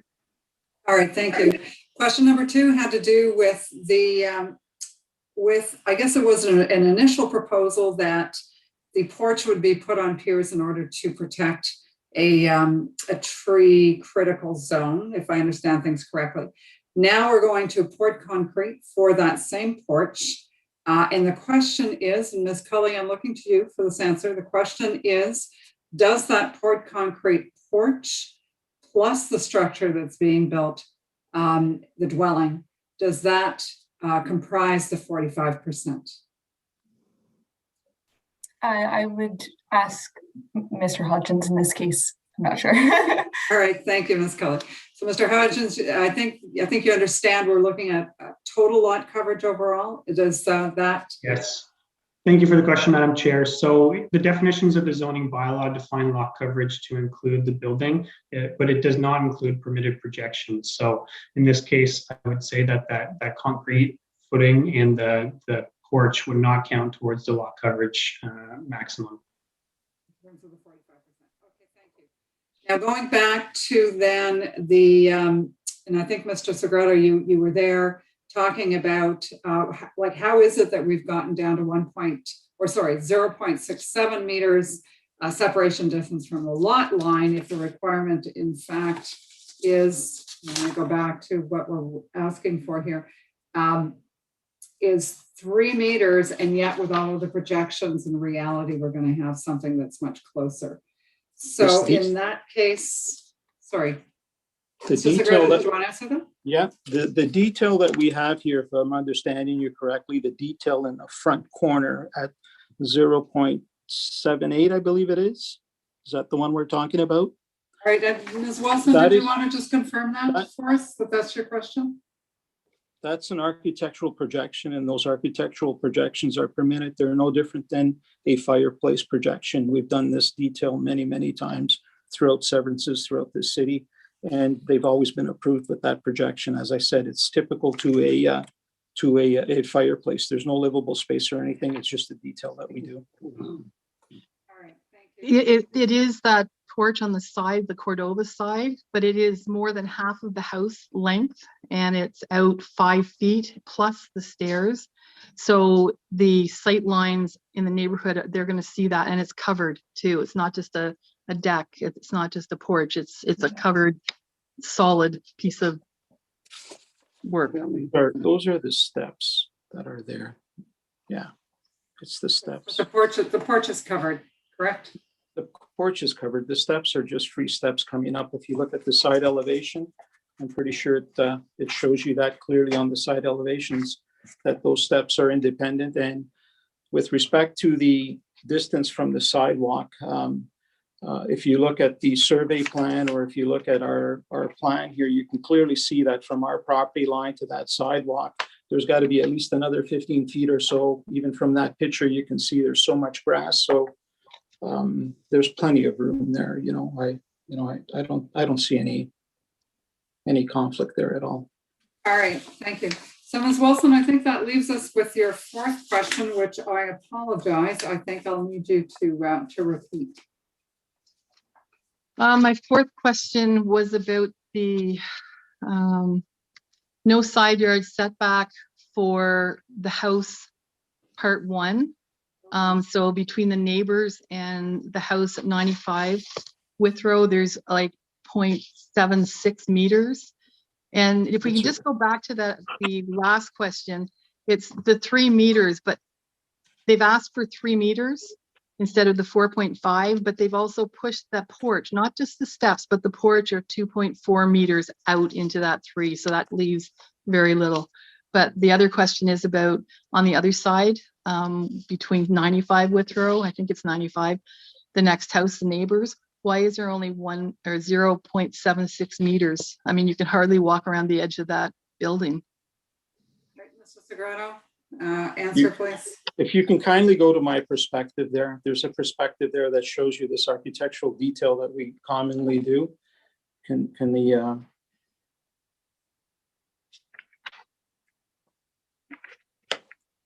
there's a perspective of those houses. No, the 3D drawing. Okay, one more, please. Okay, there. So if you look at it, that's the point that she's talking about where the garage is there on that side. Normally on a garage side, she's correct. You can go down, I believe it's to 0.09. In this particular case, we're going down to 0.076. It's because of that little detail, the brick detail that we have on the front. That's all it is, and that is a permitted projection. We can do that, and it's happened, and we've done it many times before. As I said, it is similar to a fireplace projecting off into the side yard. All right, thank you. Chair, can I just say something about that? If you look at the measurements there, it's from the wall without that projection, that's 0.76. So from the wall out to the line, and then that projection is on top of that. So I wasn't talking about the projection, I was talking from the wall over to the line. It's 0.76. And of course, this picture that we see here has a lot of green space on the side, which isn't there at all. All right, thank you. I'm going to ask Ms. Cully, I think, to come to respond to that then. The 0.76. Ms. Cully, can you explain the distance from the wall and with the projection so that we have a clear understanding? Yeah, of course, Madam Chair. So the projection that I see there is measured from the projection itself. So that 0.78 is the projection itself, whereas the actual 1.24 is further back there. It's just measured higher up on the site plan drawing from what I can see there. So the side lot is bigger than, yeah, it's further back, the actual measurement. They were just showing the projection. I see, okay. 0.78 there. Right, okay. But you do get the 1.24. Okay, so in other words, there's no zoning bylaw issue here at all. They've met, Mr. Segredo's meeting the side yard requirement, save and accept the projection. And that's a projection architecturally, correct, I'm sure. Yep. Okay, anyone else in the audience have any questions or comments that they would like to make either for or against this application? Now's your chance. Could I just ask one other question, Chair? I did ask another question about precedents and nobody answered that. Oh, yes, thank you. Precedents. So, well, that's a tricky one. I guess maybe that's why at the end of the day, you're right, there is no precedence for decisions by the committee. However, that said, we do ask for evidence about compatibility and about fit. And you're quite right. The more of these types of lots that are being created, of course, the more the neighborhood is becoming to look of a certain character. And every time there's a new proposal, it's beginning to become more and more compatible with that particular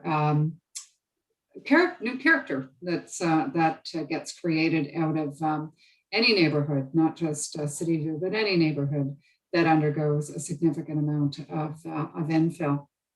So we're not bound to precedents, but there is an accumulative effect, and we won't deny that. It is, that's why we do ask, and Mr. Segredo does a good job of this. As part of the evidence that's submitted, we do want lot fabric. We want to have good comparisons. We're not looking at trying to permit infill where it's not, hasn't already, for example, and I guess I'll give you an example. It's the easiest way. We've seen some streets where there's intensification happening all around, except for on that street where the character of the street has remained fairly stable over time. So we think twice about whether or not, in fact, you use some of those other comparisons for infill to suggest that the proposal that's before us is in fact in keeping with that. And I think the way the committee has tried to keep this a little bit within some semblance of limitations is that certainly not in the middle of blocks. If we're looking at these things, we're looking at trying to ensure that where we're approving the intensification, it's a natural progression within the neighborhood. And in City View, I think you're right. I think there's been an awful lot of it. I can't think of a street that hasn't been affected by infill development. So it's in fact Yeah, I agree with you. It's a cumulative thing, and it looks like at the end of the day, it looks like it's precedents that we're applying. Does anybody on the panel want to make any comments about that? All right. Thank you, Ms. Wilson. As always, we appreciate your joining the committee and for your well thought out questions and comments. Don't think there was anybody else who wanted to come forward. And with that, then I think we're looking at a decision in this case. Ms. Willis, I'm going to ask you to abstain from a decision if you could. Hello. I just had one question. Jill Pro. Oh, I've got into this here. We thought you had another commitment. I did. I just got it finished. I was just looking at part 1, and I'm noting at the protrusion, the deck or whatever it is at the back. There's about 7 steps that go up to that. Is there see, we're in the learning process here, but is there like a maximum height that these projections or decks can be at the back? It looks very high. We haven't seen any pictures of the heights of those. I just wanted to ask. All right, Ms. Cully, in terms of deck projections, what are the rules under the zoning bylaw, please? Thank you, Madam Chair. So for the porch projection, it depends based on how high the actual porch is. So it would be dependent on that. In most cases, it can be no closer than 1 meter to any lot line. So do you know what the height elevation is for the porch then? I would have porch, and I guess we're talking about the deck in the back. I guess there's 2 things going on here. There's porch, the porch, and there's the deck. Can you give me what the height elevations are? Mr. Segreto, maybe you know this off the top of your head. My guess right now would be the foundation is normally roughly around 3 feet out of the ground. And then from the 3 feet, then you have 1 foot for your floor joist. So it would make it 4 feet out of the ground. So you would be 4 feet at the max. Out of the ground. The number of stairs that you're showing for that? You're probably looking at 6 steps or so at 7.5, 8-inch risers, you know what I mean? So it's typical. In a normal house, when you go in, there's always about 6 steps from the front into the front door because you're 4 feet out of the ground. When you do the math, then that's what it is. It's about 6, 7 steps. But you can adjust the grade in the back too a little bit because there's a grading plan that we have to follow here as well. We're committed to the grading plan. All right, thank you. Okay, I think that answers Ms. Pratt's question. And with that, is there anything else, Ms. Pratt, before we go to a vote? Actually, there was something that we submitted with regards to the sump pump to drain water. We put this in the submission that we sent in. I remember reading something about that, yes. Yeah, there's a big note on the plans that talks about the sump pump use and if it was too high. We just wanted some explanation from the city of what that means. All right, Ms. Cully, can you provide some insight? Yep, I read that little blurb there that was on the plan, and it spoke to proposed footing elevations. And I'm understanding the concern was the actual height of the building, and the height of the building is not measured using proposed footing elevations, so they would not be correlated. So how's that? I guess we're looking for what the sump pump is all about. Mr. Segreto? There's no sewers in that area. So therefore, if there's no storm sewers, you're going to need a sump and you discharge it into the ditches. And that's pretty familiar in that neighborhood. All right. Okay. So, and that's part of the development as you're. So there's going to be a ditch installed at this one? Both sides? It's all going to be done at the building permit stage when we get an approved lot grading servicing plan from the civil engineer. My understanding is whenever there's no sewers there, you need a sump, and the sump will discharge into a ditch. So we'll follow the grading plan accordingly. So, Mr. Segreto, what I'm going to ask you then is that I think this is the first I've been hearing about, with all of the activity we've been seeing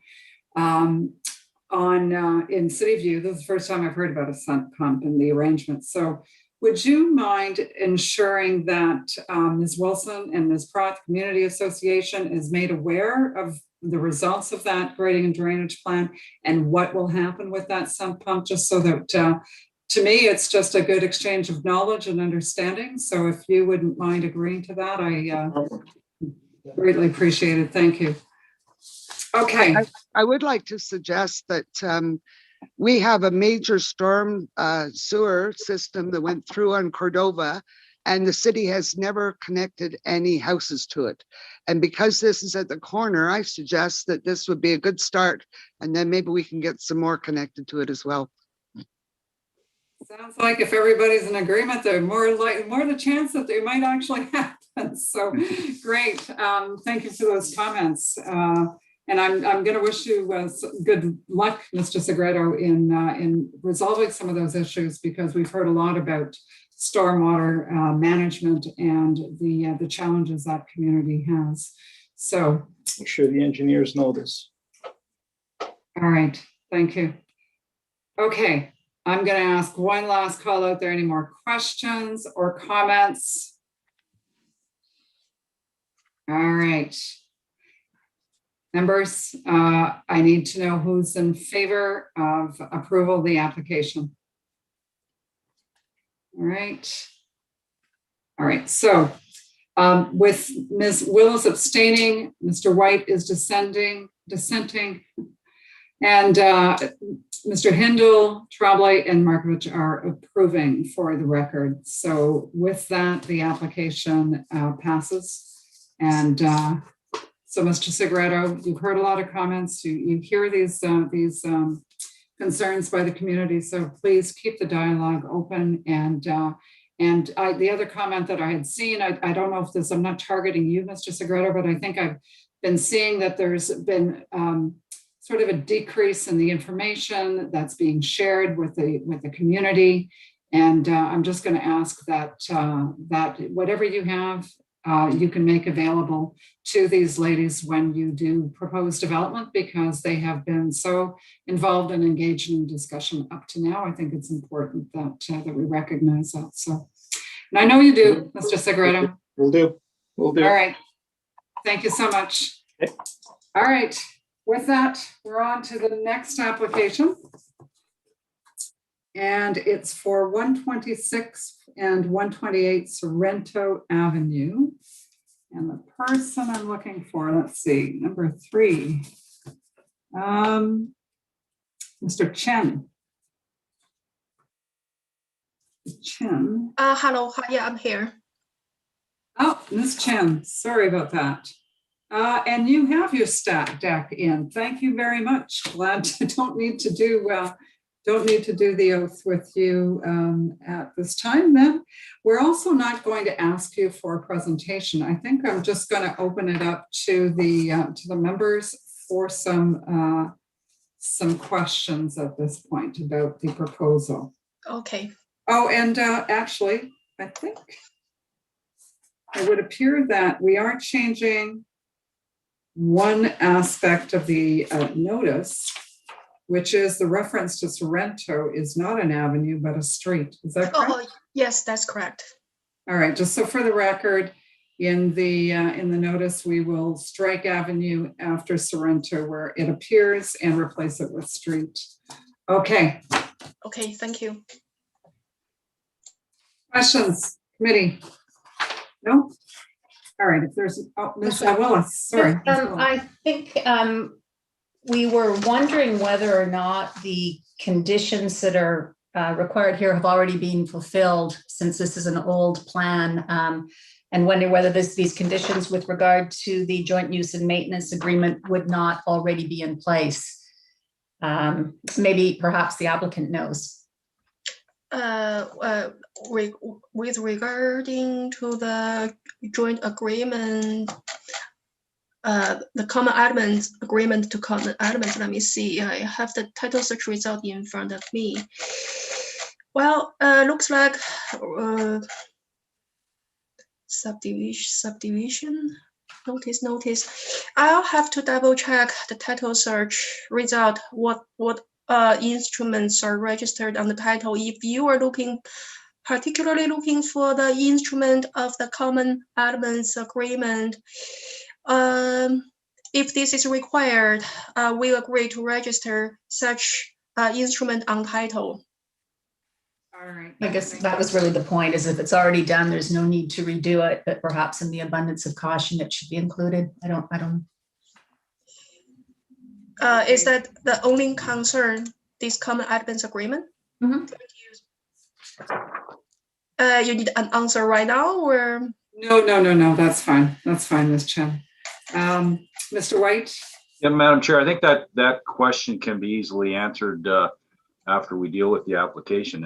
If it's not necessary, it's just not necessary. It's already registered on title. So I don't see a problem if it's if a condition is included, but may not be necessary if Ms. Willis has pointed out, there's a subdivision agreement that's registered on title, and those subdivision agreements traditionally have provisions that require the joint use and maintenance agreements. So I'm guessing that it's in there, and I think it can be resolved with staff after the decision is taken. All right, thank you, Mr. White. Ms. Cully, can I just ask you a couple of questions? Because the two conditions that appear here are independent services and the joint use and maintenance agreement. Had you looked to see whether or not those already existed? So sorry, can you say again which? Sorry, I'm asking the question to the planner, Ms. Cully. So let me just ask Ms. Cully to see whether or not, just in terms of her review of the application, Ms. Cully, did you have a chance to see whether or not those conditions may have been covered off elsewhere? Thank you, Madam Chair. I did not see them, but I might have missed them. I'm not entirely sure. Well, so the independent services requirement typically is part of a development under either site plan or subdivision. Is there a site plan or a subdivision for these lands? Madam Chair. Oh, sorry, go ahead. Madam Chair, I was involved in this subdivision in my earlier life. I can assure you that there's a subdivision agreement registered on title, and it will have addressed the joint use and maintenance agreement question and the other question with respect to the separate services. I'm pretty confident that looking at the records, you'll find that those issues have already been dealt with. All right. Ms. Chair, sorry, Ms. Chair. So the common elements agreement is registered as an instrument number OC 706521. There is a common elements agreement registered on title. Common elements, is that Mr. Hindle? Maybe you can help me out here, Mr. Hindle. Common elements, same thing as a JUMA? Typically, yes. It would depend on how it's worded, though. Okay. Madam Chair, I'm sure it's worded perfectly and it covers. All right, so you know what, I guess at this point we can either decide to delete the conditions. Mr. White sounded pretty convincing to me. I don't think there's any harm in leaving it in. I'm just can assure committee that it's already there. I don't think there's any harm in leaving it in because it can be checked off by staff very quickly. All right. Well, so Ms. Chen, if you're okay with that, then we'll just leave them stand. But our expectations, you can clear these within very short time frame, because all you need to do is show the instruments that you have, and I think we'd be good. All right. Okay. Any other questions then? You're welcome. Any other questions then from anyone on this? All right, I'm going to go to my speakers list and see. I don't think I have anybody for this application. No, I don't. But is there anyone in the audience who would like to speak either for or against this application? Now's your chance. All right, we've got a Mr. Hyang who's raised his hand. Would you like to come forward?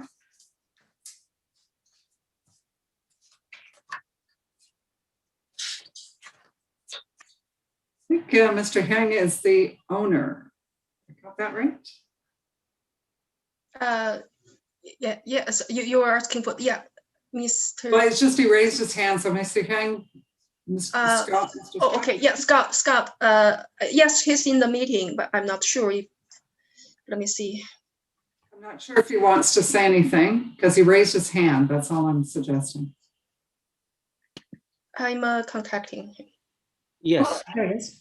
We've got him on screen. Thank you, Ms. Chen. Yeah, this is a very simple, Madam Speaker, this is a very simple issue for me. I bought the unit years ago from my neighbor. It was a separate townhouse, and I didn't know that there's a law actually joined the two pieces of land together. Now I just want to transfer the title to my son.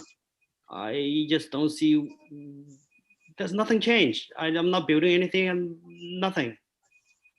No, that's fine, and we understand that. We actually, our discussion was more around the conditions to the consent that were being proposed.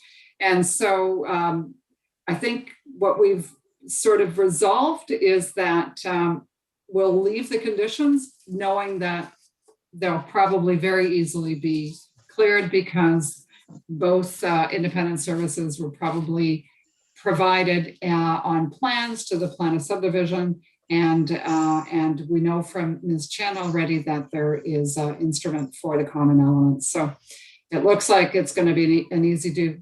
Otherwise, we didn't have any, the committee does not have any other concerns with regards to your application at this point. Okay, thank you. Just want to show you, I nearly 90% don't understand what you're talking about. All right, that's fine. That's fine. Yeah, that's it can be complicated sometimes. So so I'm just going to make one last call. Anybody else in the audience wants to speak either for or against this application? And I'm not seeing any. So committee, what say you? All those in favor? All right. So for the record, the application is unanimously granted, subject to the two conditions that appear in the staff report. So thank you. Thank you. Thank you. Have a good evening. You too. Okay. All right. Application number 4. We're looking for, this is 1137 Rockingham Street. And for number 4, the agent is, Mr. Segreto. Hello? You're back. You're back. Yes, we can hear you, Mr. Segreto. Okay. All right. So Mr. Segreto, I've got to run through this again with you. So, do you solemnly swear or affirm that the notice that was provided to you as part of the application process and by the committee was posted on the property to which the application applies for the prescribed number of days before the hearing, and that the sign was clearly visible and legible for the entirety of that time? Do you either swear or affirm that to be true? I swear. Thank you very much. Okay, and before we go any further, there's a couple of housekeeping changes that I'm noting from staff. We're looking at a change to for the notice to the legal description, to the zoning to begin with. So it's not in fact the R4Q, it's the R4UC. Is that correct? Yes. All right. Let me just make sure. Okay. The other actually 3 other changes. So for the lot at that forms part of application 137, it's not in fact 77.9 square meters, it's 83.9 square meters. Correct. All right. And for the proposed severance under application 138, we're not at 116.2, but rather 122.1. Correct. All right.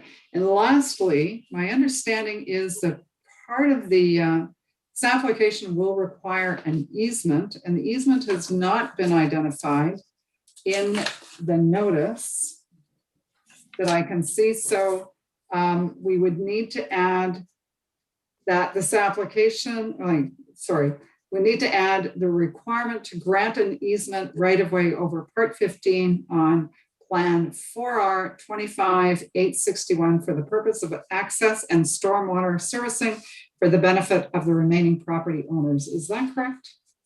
I believe so, and I believe it's passage as well for walking. I think there's another easement there that they walk in the backyard there. There's I think that would cover it as well, unless it's under another part. I don't know, but the one for the sewer, yes, for sure. Ms. Ramirez, can you help us out, please, just to be sure we got this right? Thank you, Madam Chair. Yes, I noticed that it would be for access, so I meant pedestrian access, but also that there are pipes there and that it will be for the servicing for those pipes as well. Okay, so access is intended to mean all of that? All right. Yes. And that would be sufficient in your mind? We don't need to qualify it further? Not in my mind, no. All right, okay. Fair enough then, Mr. Segreto. We're good, I think. Yeah. Okay. All right, I think that sort of completes the number of housekeeping amendments that I had for this. Again, we're not going to request a presentation from you. So at this time, I invite the committee members to ask questions of Mr. Segreto or Ms. Ramirez. Mr. White? Yeah, Madam Chair, thank you. Just the same question as on the previous. I'm assuming that this was covered by a site plan agreement. It was site plan approved, so there may well be the condition with respect to joint use and maintenance agreement, and also the condition on the building construction. I'm not sure when these. Perhaps we can, Mr. Segreto can tell us when these were built, but if they were built recently, well, the permit would probably show, and the inspections that were done following up on that permit would show that compliance with the building code. So I'm just thinking that those conditions may already have been satisfied. I believe they were, Mr. White. Under the building permit process, I believe they were satisfied back then. All right, Ms. Ramirez. Through you, Madam Chair, it should be fairly easy and straightforward to fulfill both the JUMA condition and the building code condition that was requested from Building Code Services. All right, thank you. Other questions? All right, I have one for you, Ms. Ramirez. All right, so I think I spent quite a bit of time, and somehow either it's my eyes or I'm not sure what, but I checked the part numbers for 137 and 138, and I could follow without a problem the parts and the plan numbers that seem to comprise the 138s or 1139 Rockingham Street. But I'll be honest with you, I couldn't for the life of me piece together the part 15 on 4R and actually see that correctly. But and I don't want to waste anybody's time. So if you can confirm to me that you are sure about that description for 137, then that'll be good enough. Thank you, Madam Chair. I also spent a lot of time looking at this initially because I didn't get it, and I had committee staff help me out, and I now understand it. But yes, part 15 is part of that 137. It's essentially the backyard. Yes, yes, yes, it is. It is. We were in if we were in council chambers right now, Mr. Segreto, I'd have you show me all that on a plan, but it just gets a little harder when it is on line. So, but I'm going to trust Mr. Ramirez with that. But I tell you, I spent a lot of time. I couldn't seem to get that one pieced together. But all right, good enough. Okay. If there's no other questions, then I need to see whether or not I've got somebody to speak to this. No, I don't have anybody on my speakers list. Is there anyone in the audience who would like to come forward and speak to the committee, make comment, ask questions, either for or against on this application? Now would be your chance. All right, I'm not seeing anybody come forward. So with that, then committee, I think we're ready to make a decision. All those in favor? All right, so for the record, the application is unanimously approved. So thank you very much, Mr. Segreto, and it's approved subject to the conditions that are on the staff report. Okay, all right, thank you very much. Not sure if we're going to see you again this evening, Mr. Segreto. Is that it for you? One more? One more. Okay. All right. Okay, so we're going to 6 and 7, which is 1124 Normandy. That's me. That is you. Okay, thank you. In that case, I need to read something to you again. Do you solemnly swear or affirm that the notice provided to you as part of the application process and by the committee was posted at the property to which the application applies for the prescribed number of days before the hearing and that the sign was clearly visible and legible for the entirety of that time. Do you either swear or affirm that to be true? I swear to be true. All right, that sounds great. Okay, again, I think we're not looking for a presentation on the applications. We've got two, we've got both a consent and a minor variance. That said, committee members, you do have an opportunity as always to ask your questions. Anyone? Ms. Willis. I actually have a question for Ms. Young about the tree compensation. And in this case, if I'm not mistaken, there's a number of trees that have to be replaced. I'm looking at the right application here. Go ahead, Ms. Young. And I'm wondering whether or not if there is a tree compensation agreement and a large number of trees have to be planted, whether they have to be planted on the same lot or whether a deal is sometimes made with the city to plant elsewhere if the yard isn't big enough to accommodate all the trees. Yes, thank you for the question. Through you, Madam Chair, there are a lot of tree removals in this, which is concerning, but also for the tree planting. This is a new requirement that the city has to replace private trees. And so I think we are looking at all opportunities for where they can be planted. In this case, given that several of the trees will be removed from an adjacent property, I would highly recommend working with those owners to plant trees on their property and not require all 21 trees or whatever it is on the subject site. But we need plans. So the applicant would need to provide all the plans and all the permission for where those trees will be planted. Thank you. So Ms. Young, shouldn't Does that answer your question? Okay.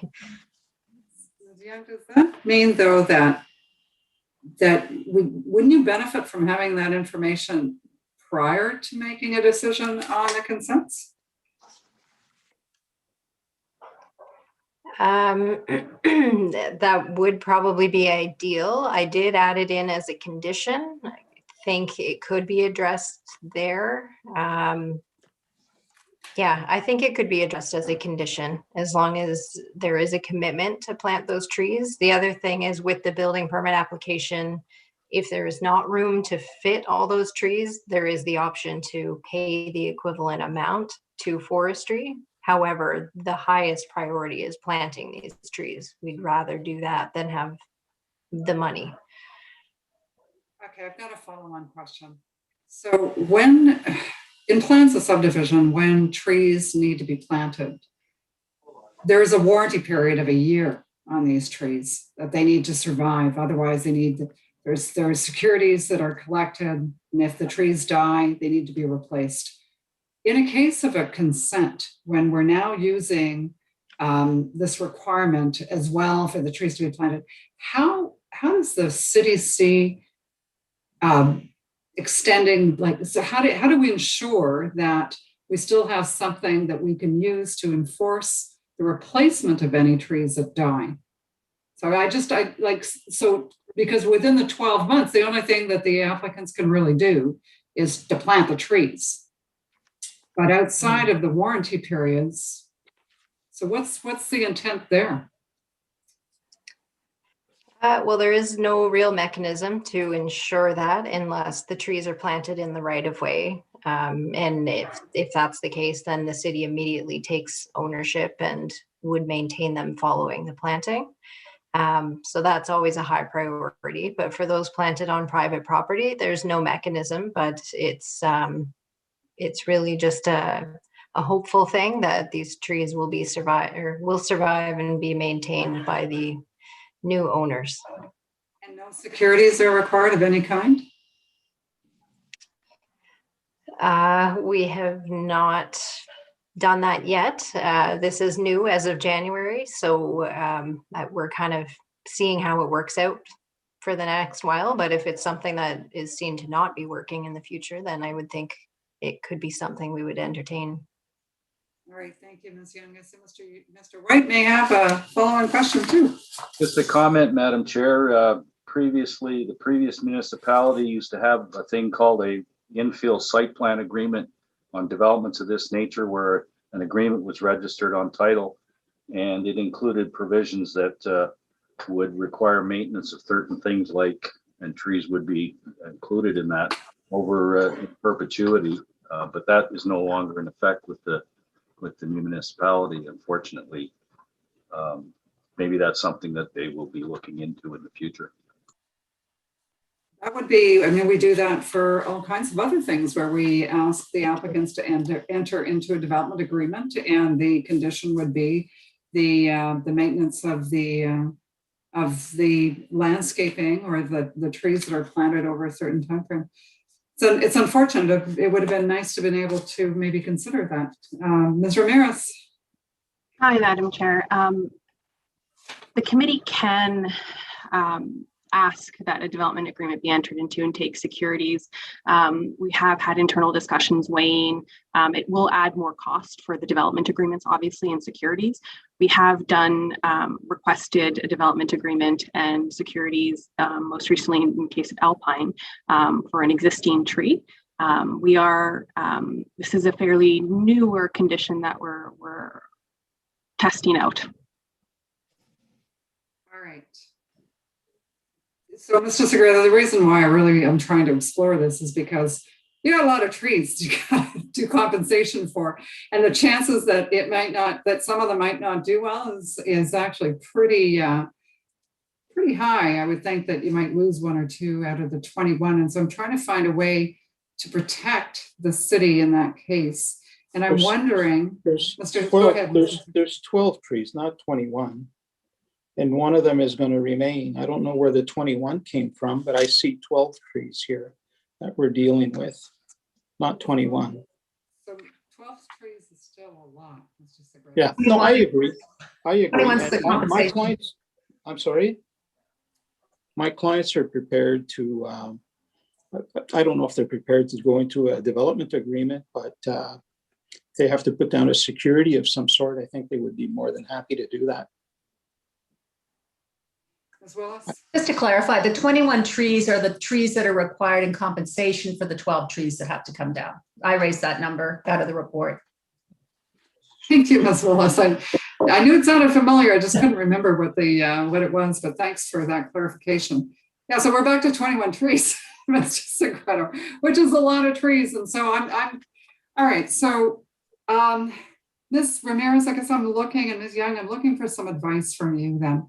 Should we be adding a condition in this case for either securities I don't want to leave it too open, because I mean the kinds of thing that we can do is securities in the amount that is deemed reasonable by the planning and economic development department, but that's pretty open for Mr. Segredo. So not sure how you would feel about that. The other option is entering into an agreement in the way that Ms. Ramirez was talking about, that I guess has the clauses that provides for securities and the commitment to maintenance over time.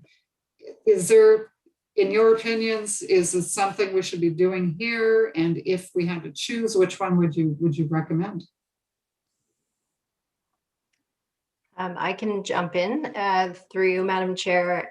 I would think either one would be a good idea. The development agreement, I think we would need the development agreement to take securities as well. So maybe it's one and the same. The cost to cover the compensation trees. So the city charges $400 per new tree. So that would be a total of $8,400. So we could take that as security and put in wording about what that agreement would entail.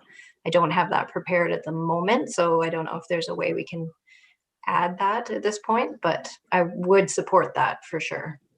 All right, so Ms. Young, I think, and Ms. Ramirez, you can correct me, but I think I heard that there's already been a trial. after they're okay, you get it back.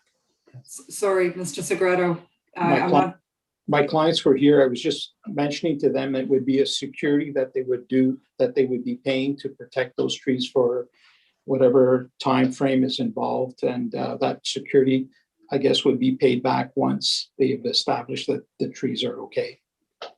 All right. So, Ms. Ramirez, then is that condition that was used for Alpine something we can dust off and use here? Because I think all we'll do is direct that a condition be added to ensure that securities and maintenance beyond the, I don't know how to word it, to be perfectly honest, but the idea being that we would leave it to you to come up with that wording for inclusion in the decision. Unless somebody's got it in front of them and can read it into the record and can wordsmith right now, then that too would work. We've done that before. We can, through you, Madam Chair, Nancy and I can definitely work on further language. I'm thinking that it might read something along the lines that a development agreement be entered in to implement the tree planting plan, landscape plan that's been requested, and that securities be taken for the trees to be planted. Perfect. It works for me, Ms. Ramirez. Members of the committee, we're going down a road now, so I need some feedback from the members of the committee. So thoughts?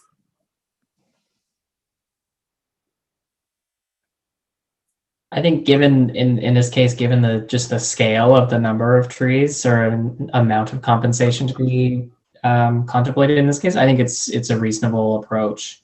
And it might be one that we can use as if things go well as a bit of a template going forward. But I would leave that for Ms. Young to offer thoughts about best practices moving forward. All right, thank you. Others on the question of adding the condition for development agreement and securities? Yes, Ms. Willis. I think it's an appropriate leaving it to staff to come up with the proper wording. I think, though, that the intent, if I was understanding correctly, would be not just to cover the planting of the trees, but for a reasonable period of maintenance. It would cover maintenance of the tree for a set period of time as well. Correct? Okay, I'm good with that. I think so. All right. Okay, Mr. White. Yeah, you're nodding. You're good. Yeah, that's fine. It's been done in the past. It should be able to be done here, no problem. And I think it would establish, if we can do it in a simple way, establish a process. It might benefit our committee and other decision-making processes at the city over time. All right, thank you, Mr. White. Ms. Markovich. Yeah, I think that's an appropriate approach, although I wanted to see if I could ask a quick clarifying question for my own benefit, because I'm seeing a comment in the report that most of the trees proposed for removal are in poor and declining condition, and they are species that would not last very long in any case. And I guess my question was around, if that were not the case on this particular property, would that have changed the city's approach to this issue? So if the trees were not already in quite poor condition, what would be different in this case, if anything? All right, Ms. Young, I'm going to look to you to answer that question. Hey, thank you. That is an excellent question.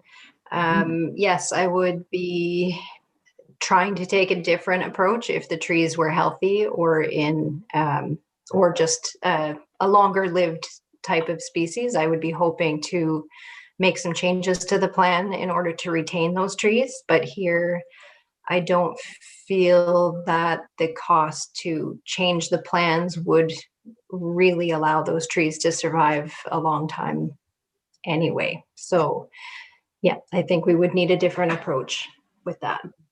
Thank you. Thank you very much. Okay, are we done with questions? Because we can go on to the public portion. I don't believe I have anyone on my speakers list, but if there's anyone who in the audience who has an interest. Oh, Mr. White, sorry, go ahead. No problem, Madam Chair. I just have a comment with respect to the merits of the application, the variance on the lot width issue. I've got similar concerns to those that I have with the City View community. However, I think in this case, and so I think staff points it out in their report, that there is a relationship, a significant relationship between the lot width and the lot area. And in this case, the lot area is very substantial. I think it's over double the requirement of the zoning bylaw.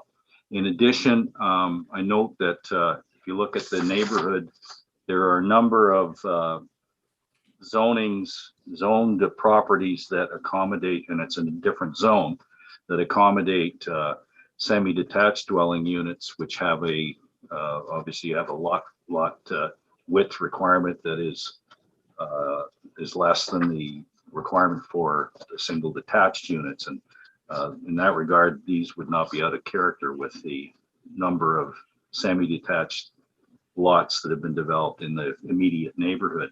I'm also, and going back to the City View situation and the similarity there, I'm still convinced that this is another area that the municipality should be looking at in terms of rationalizing the infill requirements of the official plan with the actual requirements of the zoning bylaw. I think this is an area also that needs to have some attention paid to it as far as zoning coming into conformity with the purpose and intent of the official plan.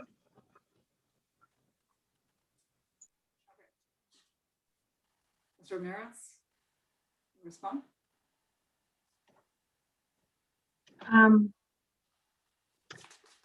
Could you repeat the question?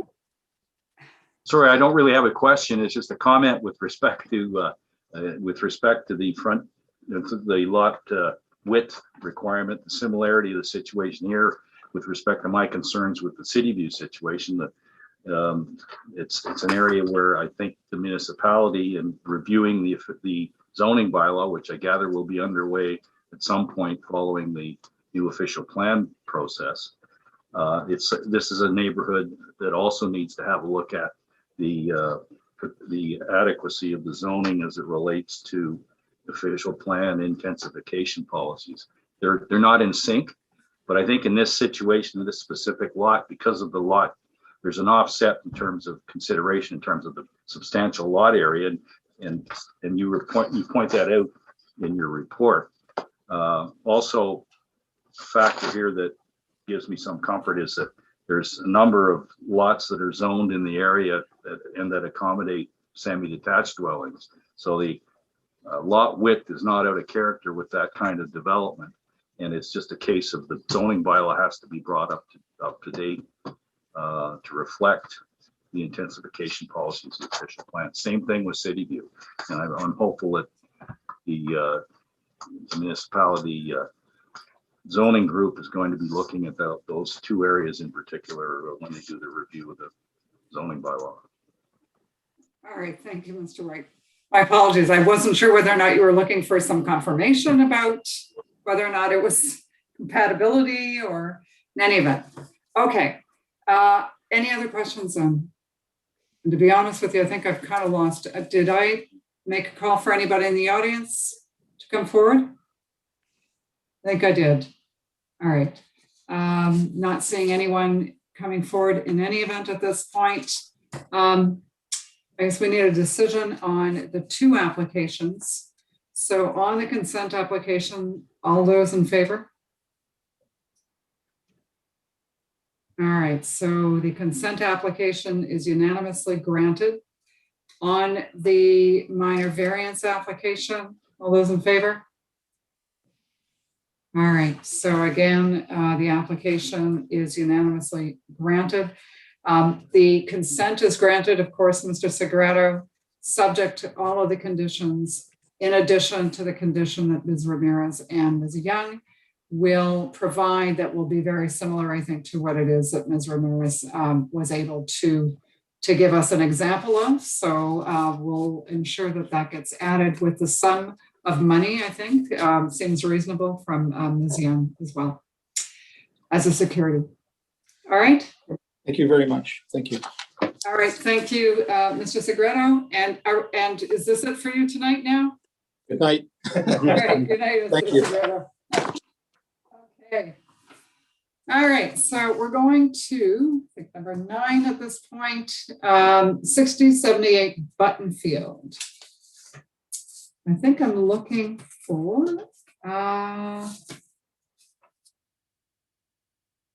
yeah, Miss Ali Bekash.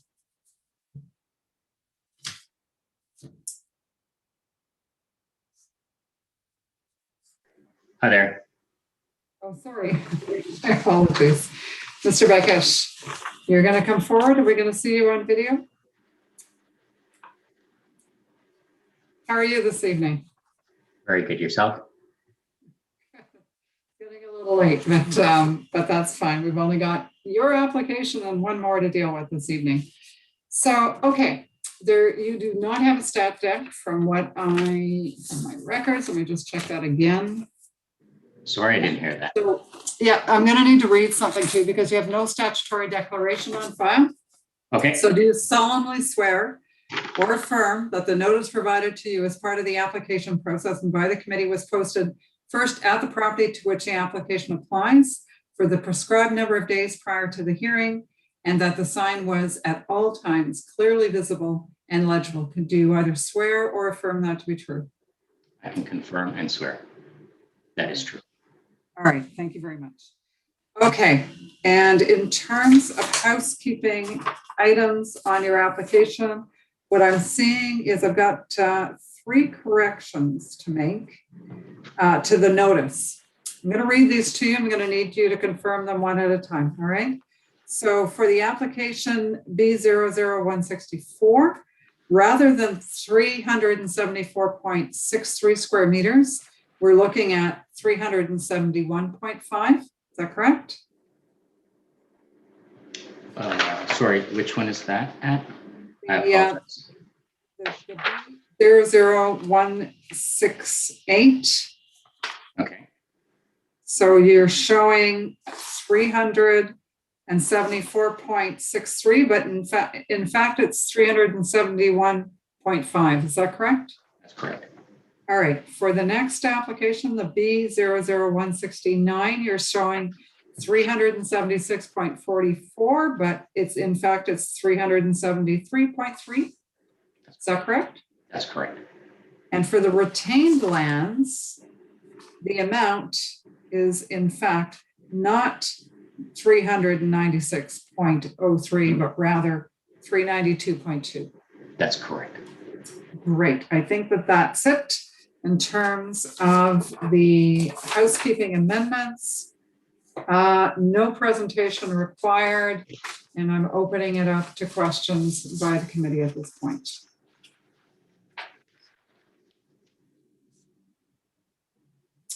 Yes, Ms. Willis, and then Mr. Hindle. I see in the planning report, and we've adjourned this a few other times, that a phase 2 ESA was in fact completed, but wasn't to the standard required of the city or the province. And I'm just wondering whether or not that phase 2 ESA, which I gather will have to be redone, whether it gave you a positive result and that you're confident that you can complete the requirements of a record of site condition within the year timeframe. Okay, so I was actually unaware that that was going to be part, and I'm actually unaware that we were proceeding with this at this time. We did have a record of site, or I'm sorry, we did have an ESA phase 2 completed, and the soil sample came back clean. We dug 5 pits, and all 5 pits came back clean with good results. So from day one, I was told that phase 1 ESA will determine the results of phase, what is required after the phase 1. I was told also that the phase 2 will determine the outcome of the next phase. And now I'm being asked for a record of site condition, which I'm not sure why it would be required, because at this point in time, I have an engineer company that basically, and they are assuming responsibility and assuming the risk that the site is clean for the fact that they're signing off. There was some ambiguity between what was required, what I did, and what is now being required.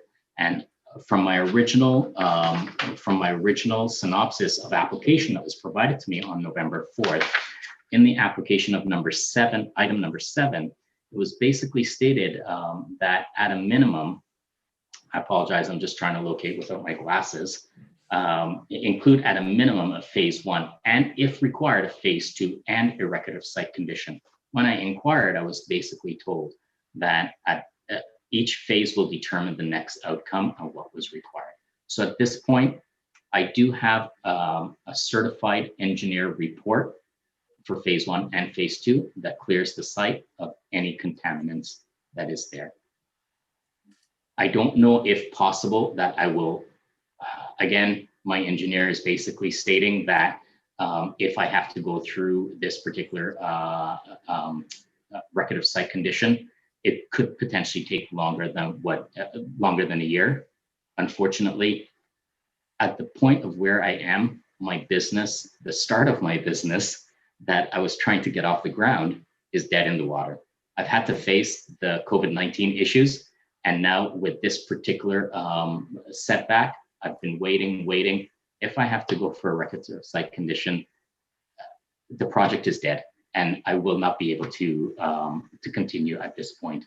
I've lost momentum. I've lost the opportunity to proceed. And I truly think that what we have at hand, or what I have at hand and I presented to the city, is a viable report that clears me of a clean bill of site. Madam Chair, just a follow-up, I'd ask staff then to clarify where it's the statement that although it was done, it wasn't done to the standard expected. Mr. Hodgins perhaps could clarify. Yes, thank you for the question. So correct, the phase 1 and phase 2 ESA was provided at different points in time, and they weren't done to what's called the OREGs, the OREG 153/04. So the official plan requirements, which we've been commenting on in our reports, outline that the reports need to be done to the 153/04 requirements. And the reason for that being is if contamination is identified, then they will need a record of site condition. And the record of site condition is through the ministry, and they follow their further review. The ESAs are done to those OREGs. So we have seen the concepts or the ESAs that we have issued a concern with the OREG, and our requirement for the RSC is largely because the phase 1 has come in and identified that there was a mechanical activity operating for several years on the site, and a phase 2 is recommended, and that would be the trigger for the RSC. And these are all stated in our official plan requirements under 4.8. Good follow-on questions. I think we all have a lot of questions, Mr. Hodgins, on some of this. So am I to understand then, so the fact that Mr. Bakash does not have a phase 2 ESA that's in compliance with OREG 153, if he's hired an engineer that says that the site is clean, then I can't imagine that it would be that difficult for Mr. Bakash to ask the engineer to amend the report so that it does in fact comply with the regulations. I'm not sure how anybody gets hired to do something like a phase 2 ESA and not do it in compliance with the regs. So that was a bit surprising to me, but I'm sure Mr. Bakash could get to his engineer and have that corrected. If the ESA, as Mr. Bakash has actually said, shows or demonstrates a clean site, so no further contamination, does that not negate the need to have a record of site condition from the ministry? Thank you for the question, Madam Chair.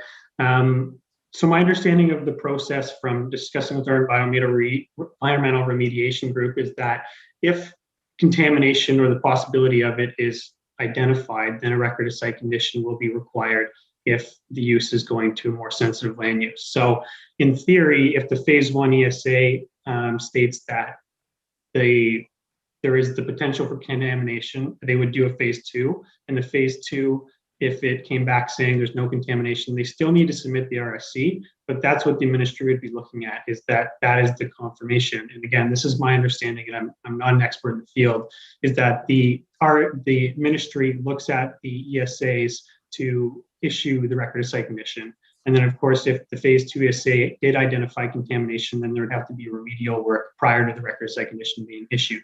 But in either case, if the phase 1 identifies the potential for contamination, it's my understanding that a record of site condition is still required both for the consent and at the building permit stage.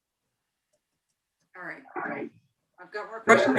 I'll give others an opportunity at this point to ask theirs. Ms. Markovich, you had your hand up. Did you? Yes, thank you, Madam Chair. I think you asked a similar question, so I'll withdraw mine. Thank you. All right. Mr. Hindle, you're next. No, I think it's my understanding from my experience and from just looking at the Ontario site and the regs, that's my understanding, as same as Mr. Hodgins, that if phase 2 is, if you make it past the desktop survey, you do your phase 2, which includes on site, and if it's clean, then you register the record of site condition, and that's confirmation that the investigation's been done and that everything's kind of hunky-dory to go and move into that more sensitive use. And I understand, Mr. Hodgins, in this case, it's part of its city official plan policy as well, that when we're doing those conversions to more sensitive uses, that a record of site condition is needed. Obviously, if phase 1 comes back as an issue.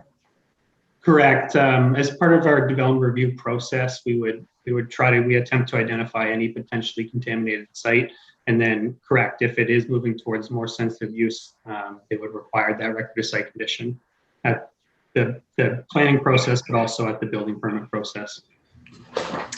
And do you know, in this case, Mr. Hodgins, just because it's in your report, do you know what the deficiencies were with regards to the phase 2 ESA that would preclude them from being used for the RSC? No, I do not know off the top of my head exactly what the deficiencies are. The phase 2 ESA was provided to our city's environmental remediation specialist to identify that it doesn't follow the regs. In previous experiences, it's been formatting in the way that the soil test has been conducted, but I wouldn't be able to offer much more on exactly what the issue is here without bringing in the actual remediation reviewer. Right, the city experts who do it. Yeah. Okay. No, I think I'm good. Thank you. Thank you, Mr. Hindle. So, Mr. Hodgins, we heard from Mr. Bakash that the record of site condition can take another year to do. It doesn't sound like it from what you've described. And can you tell us what your experience of this has been? Is there a reason why it would take so long to get to a record of site condition at this point? Thank you, Madam Chair. And again, I'll note that I unfortunately wish I had the expert here with me, but I think it will really depend on the amount of work required to revise the ESAs and bring them up to that standard. So the phase 1 is more of a desktop, but if there needs to be modifications to the sampling and testing as part of the phase 2, I suspect that's what would likely be the delay. I believe that it's normally a couple months to get the record of site condition in and receive confirmation from the ministry that they're either accepting it or auditing it. So my understanding is that there is that time component, but there's also the time component of revising the ESAs. All right, thank you. So we're actually talking about possible physical work. Mr. Bakash, can you lend some insight on that? So do you know what's delinquent in the report and what would be needed to bring it up to the Ontario regulation standard? So phase 1 does have to be adjusted from a documentation standpoint. The engineer does have to go back to obtain aerial photographs up to 1920, I believe. Not sure if aerial photographs were available at that time, but he has to go back at that time period and request those documents. It could take up to 2 months. At the same time, he does have to update phase 2, and we do have to do resampling of the soil. The phase 2 samplings or soil samples that we took, we dug down, I believe, several meters. I think I want to say 6 meters. But anyways, we dug down to a certain depth with a backhoe. We pulled the samples out and we checked them. This particular phase 2 adjustment will require a rig to drill and obtain those samples and provide test results from that Once we get those, it could take potentially up to a month and a half to get those samples, and potentially submitting the report back to Ontario could potentially take up to 3 to 4 months. However, this is the best case scenario. Worst case scenario, it could take up to a year or more. And that is my engineer's recommendation. Potentially, can it be done in a year? Likelihood, yes. Again, with our environment that we're in, anything and everything can happen. And you know, I've been, from the start of this particular, trying to get my business off the ground, I keep getting kicked at every single level. So I'm expecting anything and everything to happen at this point.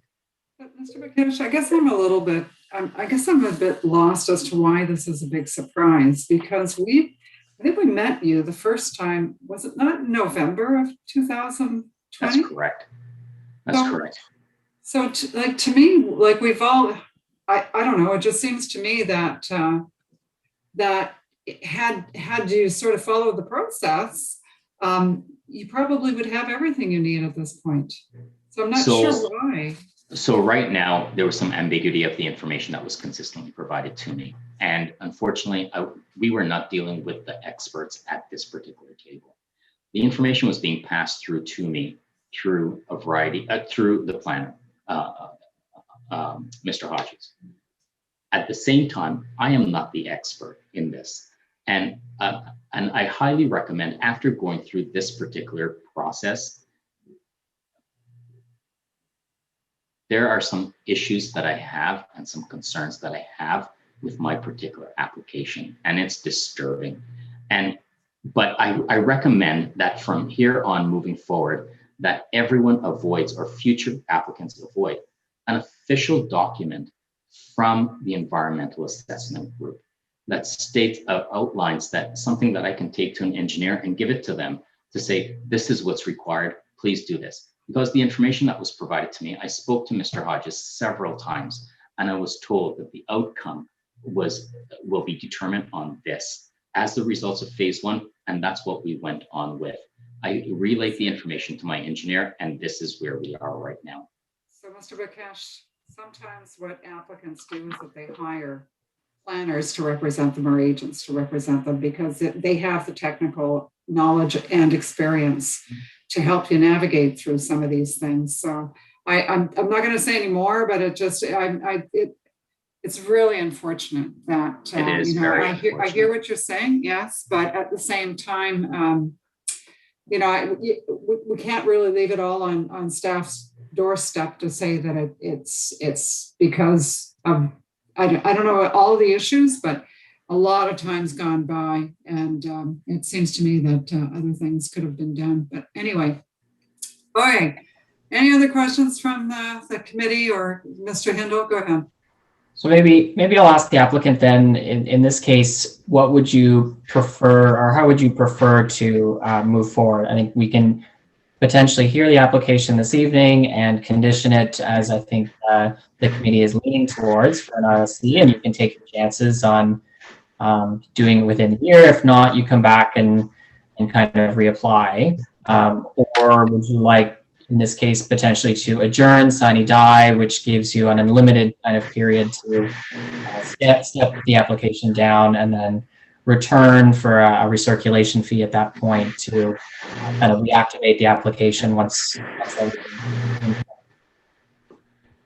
I'm at a loss to, because I really don't know, and I'm looking for advice on this, because I'm being told one thing, potentially I can have this all tied up within 6 to 8 months, but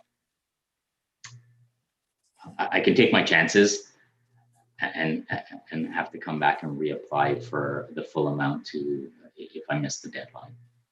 That is my only concern. So I think I'm at a loss for words. I'm at a loss for a decision, and I'm at the mercy of right now. So I think then it sounds to me like it sounds to me like the best approach then is to simply move forward with the application. And I thought that's what we were doing, was that we're actually asking questions to explore. But I'm looking for feedback from the committee members. But So there are a lot of conditions. If the application proceeds on the basis of these conditions, Mr. Bekesh will have 12 months to try and resolve some of these things. I think he's well on the learning curve at this point, and I'm hoping that with maybe a little bit of extra work, and it is going to cost you more money, Mr. Bekesh, to do the sampling and the rest of it, but it might still be doable within the 12 months. So my inclination would be to take the optimistic approach. Okay. That's great. Definitely a painful lesson. Is it possible to discuss item number 6? All right. So before we go to the condition, I just want to make sure that we've heard from the public. And I don't believe I have anybody on to speak to this application. Just let me check. No. No, I do not have anyone. So for the record, anybody in the audience that would like to speak either for or against this application, public hearing is open. Your opportunity is now if you would like to express some concerns or ask questions. All right, I'm not seeing anyone, so I'm closing the public portion of the hearing. All right, so back to your piece. So you would like to talk about condition number 6, I'm taking? Yes, condition number 6 is requesting a grading and drainage plan to be provided as part of this. From what I know of the building permit request, this also includes this particular artifact to be supplied at the building permit stage. And I'm questioning why is it needed at the severance stage, because it is something that I will still have to redo depending on the time limit that I have. And I will have to go through and incur cost for an engineer report for 3 separate, because I'm severing for 3 lots. I will require 3 separate grading reports and ensuring that it indicates that at this point. I'm questioning, is it possible we can remove this, because it is still required when I submit a building permit for each property at that point. And I will still have to, the diagram will show a grading plan and grading and sewer connections. So let me just ask the question to Mr. Hodgins, because I'd like to understand what the difference is between a grading and drainage requirement under the consent process versus under the building permit. So Mr. Hodgins, can you lend some insight? Yes, thank you for the question.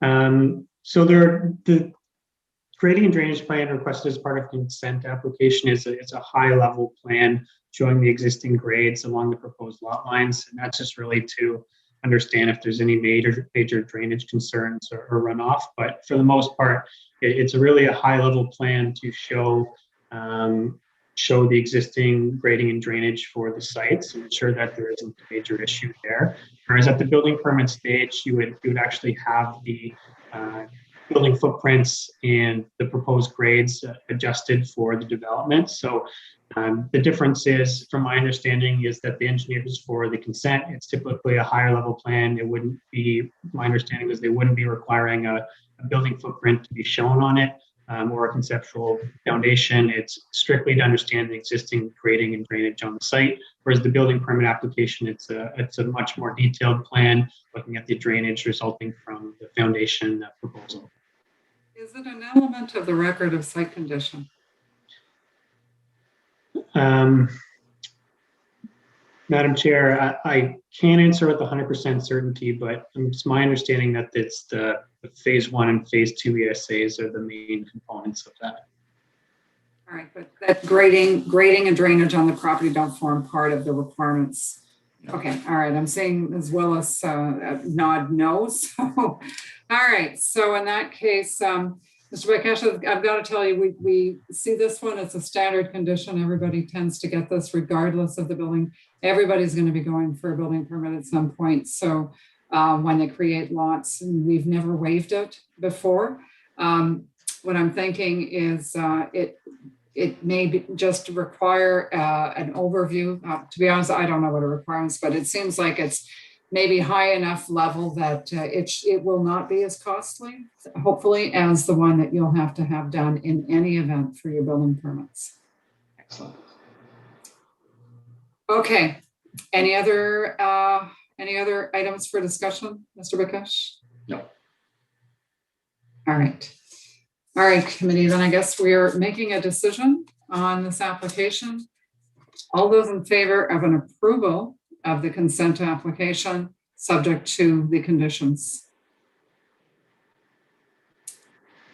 All right, so Mr. Bakash, your application is unanimously granted, subject to those conditions.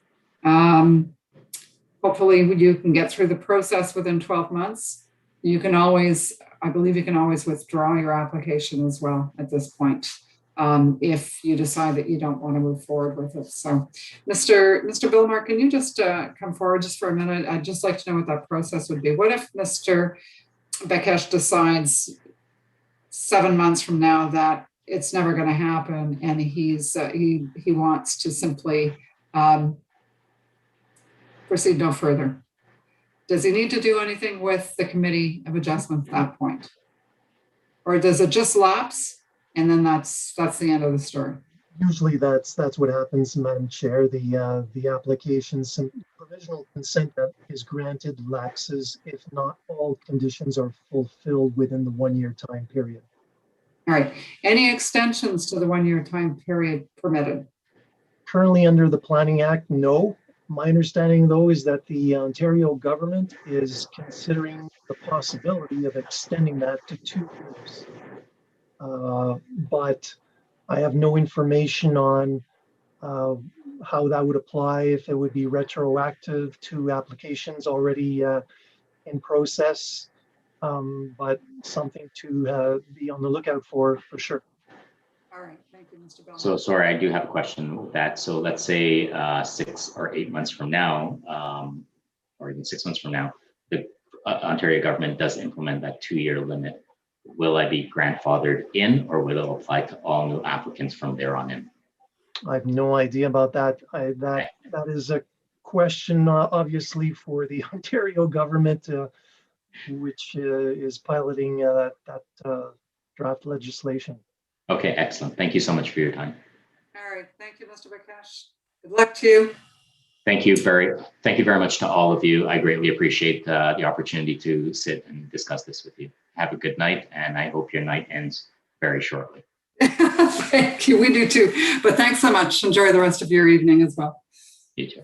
Bye-bye. Okay. Bye now. All right. Last but not least, 2555 Sheffield, Mr. Leal, Mr. Price. Madam Chair? Yes, Mr. White. I believe. Oh, you lucky you. I think it's already gone. You may not even have heard me. Okay, I don't believe you guys have a stat deck on this, do you?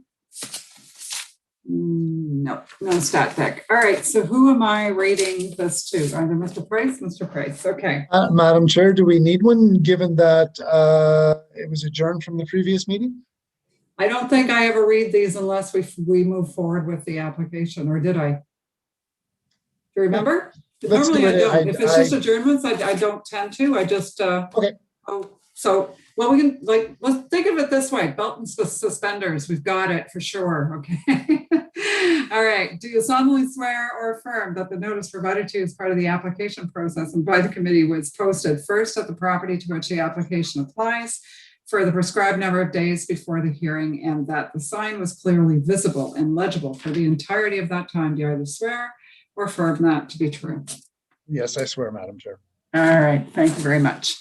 Okay, who's doing it? We'd like a presentation because we need to see these parts and we need to understand things clearly. Yeah, Mr. Leo will drive the bus on this one, Madam Chair. I think it's important to keep in mind that we're trying to assemble pieces of a puzzle here to try to facilitate development of of a barren piece of land that has no other opportunity other than what our clients are trying to achieve. So just hopeful that you'll keep an open mind as Mr. Leal paints the picture for you. And I think as he goes through his presentation, it'll become more clear in terms of what we're trying to achieve, and the fact that staff have raised concerns, not objections.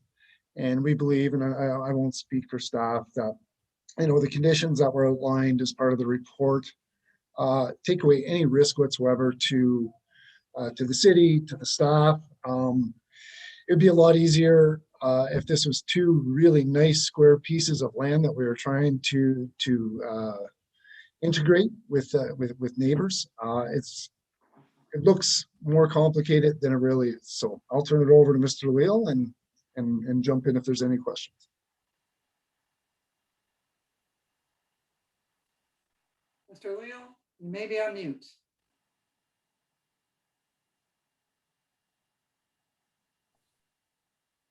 I think I'm unmuted. Now we can hear you now. Thank you. Okay. Okay, so I'm looking at the screen right now, and someone has put up the plan that went in. This is actually an extract of plan 4R29467. The lands in blue are the severed parcel. On the right-hand side is the Walkley Road allowance. That's the end at the right-hand side. Is the Walkley Road allowance, and you see what comes out of this. There's a line coming out of the blue that heads down. That's the rail line, which occupies the severed parcel. It is a well, it's an unused rail line, but about 5 years ago, the American Iron and Metal Company, who own the lands outlined in red, they've owned it for a long time. It's the large East End recycling depot. They decided that it would be great for them if they could just put their stuff on rail, put it on trains. And so they came to this committee in 2016 and got a severance to purchase the lands in blue, which are the identical severed parcel we're looking at now, from CN and CP. It has a rail line on it. They were going to use that to take the recycled goods, load it on that rail line, and take it in a southerly direction, which is to the right, and it would curve down and go onto the Walkley Rail Corridor. I'll quickly state the history of use because it's pretty simple. They didn't take they haven't put one train on this. They haven't filled one car. They didn't do anything. And there are tons of reasons for that. I've put them in the letter I enclosed with the application. In truth, it's uneconomical. They stopped using the Walkley rail line. And one of the reasons they stopped using the Walkley rail line is it goes to the train yards, which is a great place to buy some clothes or get a burger now. But there's no train yard there anymore. It's not a rail yard. So the Walkley rail corridor is being closed. It was the only way to service this. The rail line that goes over the property that we're purchasing from CN's agreed to remove. So it doesn't serve this. So as a result, and I sent in some photographs that I took, this line, which averages about, thank you, about there's on the left is the main via line, and right down the center, I'm standing in it, that's this rail line. It hasn't been used. It can't be used now. It's so overgrown to be used. It would have to be pulled up and relayed. Nobody's interested in that. And as a result, AIM does not maintain this property. They don't use it. And as Cameron Hodgins will attest, in the site plan documents, because they're building another building on their site, the land's outlined in red. They don't even, it's registered, the site plan is registered against these lands, but it's not part of the lands in the plan. If you look at the plans that were submitted to the city, they don't have, it's just the lands in red. The blue is, AIM has no interest in that other than to get rid of it because they don't want the liabilities associated with it. So I'd like to turn you to, if I could, I submitted a plan called the Ottawa WYE lands. That was 2 weeks ago. I'm wondering if you have it in your file. I think, Mr. Lilly, if you've submitted it, we must have it. Does it form part of your presentation? Is it something that? Yes, and it does, because I'm particularly, Ms. Markovich and Mr. Hindle were feeling that this was there it is.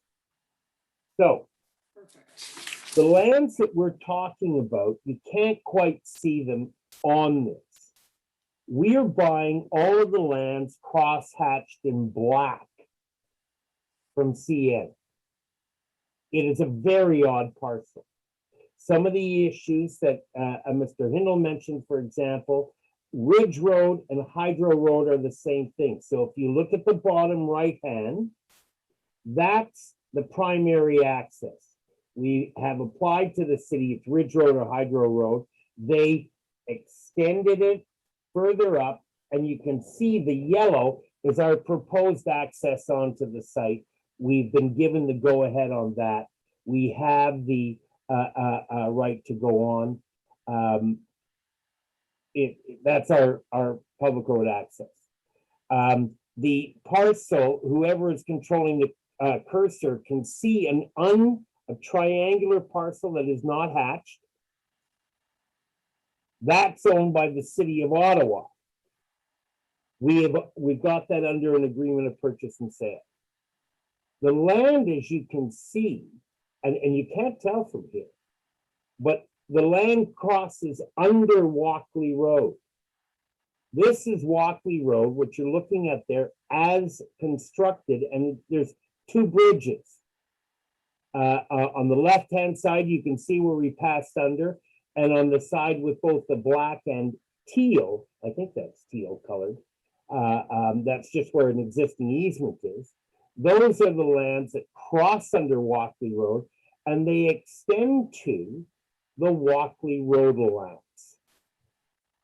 That's where the Walkley Road allowance is. And just at the very top of our photograph here, the highest point of the land we're buying, that's the road allowance, and right across from that is the bottom of the severed parcel. That is where the severed parcel, so if we go back to the severed parcel, the plan which shows the retained lands and parcel, it's the draft reference plan. The first one we had up. Yeah. So again, if we look there on the right-hand side, there's the Walkley Road allowance, and immediately on the other side is the lands that we're purchasing. So this is going to be a horrific looking parcel. Make no doubt about it. We're not like that's about 4,280 feet long right there. It's a very long parcel, and it will, when we get the part of the road allowance, it will abut that part which abuts the lands we're buying. So this whole thing is going to look like almost like a fishing pole. And the big lands, the 22 acres we're buying is, the bottom part of the fishing pole, but then it goes all the way up to here. In response to Ms. Willis's comments, you can see on this plan, it's not that legible, but about 2/3 the way up from the road allowance is what used to be called Leeds Avenue, and that's Humber Place. And that right at the top of Humber Place abutting the road allowance is where the 1 foot reserve is. So the final piece is I sent in what was called the final draft reference plan. And I don't know if someone has access to that. Sometimes it takes just a minute. They have to sort of toggle between documents. So I'll just give it a second here. No problem. This is what I'm showing, what I will be showing you. No, that's sorry, that's the site plan for, that's the retained land. There it is. So this, the land's in green. That's part 1 and part 2 on 29467. That's our severed parcel. What we're proposing to buy from the city of Ottawa are the lands crossed in blue. We, as I've said before, and I invited Cameron to speak to Dineshwar Nirmal. I believe that we're going to get this parcel. I don't think there are any substantive hurdles. It does have to be closed, but on that, the road allowance is already occupied by a pumping station operated by the city. The city is never going to use this road allowance. It has Walkley Road there. It's not going to build another road right beside it. Dineshwar was completely comfortable with that. So when we purchase the road allowance, the lands outlined in red are the very tip of the lands that I showed you on the Ottawa Y plans. Those are the lands we're buying from CN. So the 3 pieces that go together are the CN lands, which is the lands outlined in red, cross-hatched in black on the big plan I showed you. The road allowance lands here, what we purchased from the city, and then the severed parcel. And so what this does, subject to a site plan process, obviously, it can provide an alternate access to the property, the CN lands, Hydro Road, or this road here. We're purchasing it for 2 reasons. We're purchasing it because it's part of the getting the rails up off the ground on our lands. We want to get the right to get them off the severed lands as well. And secondly, we're purchasing it for this access. We didn't, when we first put in the application, we simply had not proceeded far enough with the city to have confidence in acquiring the road allowance lands. So our decision to reduce this to a lot line adjustment was truly based on the fact that we're accepting a higher level of risk here. I mean, if we had it as a separate lot, we could just get it and then we would have the rights to get rid of the rail and do all that. But we decided that based on our discussions with Mr. Nirmal, that we felt we were very confident about our ability to get the to complete the purchase of the road allowance. And as a result, I actually thought that what we were making a concession there, and I think planning has responded a bit because they understand that in doing the lot line, we don't really have to deal with the zoning issues. There aren't any. We don't have to deal with the one of the big bugaboos, and not an unreasonable one, was the creation of a lot without any access to a public street. So the access, and Mr. Hindle, to respond to your question, because this is a lot line adjustment, the access to the public street is on a Hydro Road at the south end of the property we're buying. Those concerns are gone. From a more traditional and planning overview, the land is fallow, it's unusable, it's not being maintained. AIM simply wants to get rid of it because it's a liability, it's a cost, it's all sorts of things. We are purchasing it to add it to our holding, to incorporate it in the development of the land that we're assembling as a useful piece of land that we will never have to face. We're not going to build on this land. I mean, it's as wide as it's about 55 feet, it's narrowest, it's about 38 feet. There's nothing to build. We can't build anything. The details of building the access road, as I have stated directly to Mr. Hodgins and Sean Moore in a long detailed conversation, the details of the use of it, that's a site plan issue. Where the road, I know the city has said to us, well, you might have to have a ditch, stormwater, and I agree with that. I'm not disagreeing with any of that, but that's a site plan issue. This today, in my view, it's a very odd looking parcel. We do have the conditions, but at the heart of it, this is a very simple thing. It is truly a lot line adjustment. We're simply taking this property from the AIM property and we're adding it to this parcel. And we think that's a very good use, a useful use, if you will, of this property. All right. So, Mr. Lee, like I say, I'm just mindful of time. Is there any additional plans that you would like to call our attention to? I've looked at, we have, I submitted to you what's called a final draft severance plan. So this is a sketch. The final draft severance plan I have that I submitted has it's a breakdown. It's by Anna Sullivan.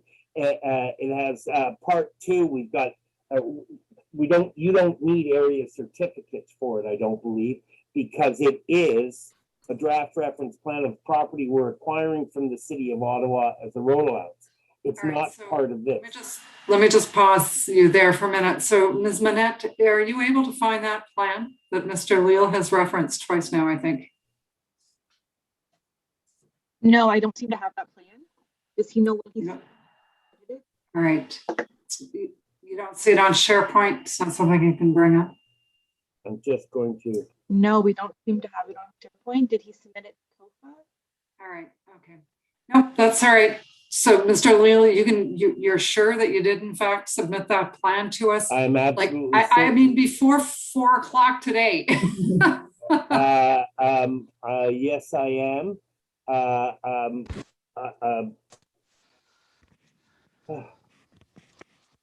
Anyway, okay. I'm trying to look through here whether I think it was attached possibly to an email to Sean Moore and Cameron Hodgins as well. So I thought it was possibly referred to in their materials. Mr. Hodgins, can you just confirm whether or not you did share that with committee staff? I don't want them to be looking for something they may not be able to find. Thank you, Madam Chair. Mandy is CC'd on the email, I believe. Oh, sorry. Let me just pull. No, sorry, wrong email. I apologize.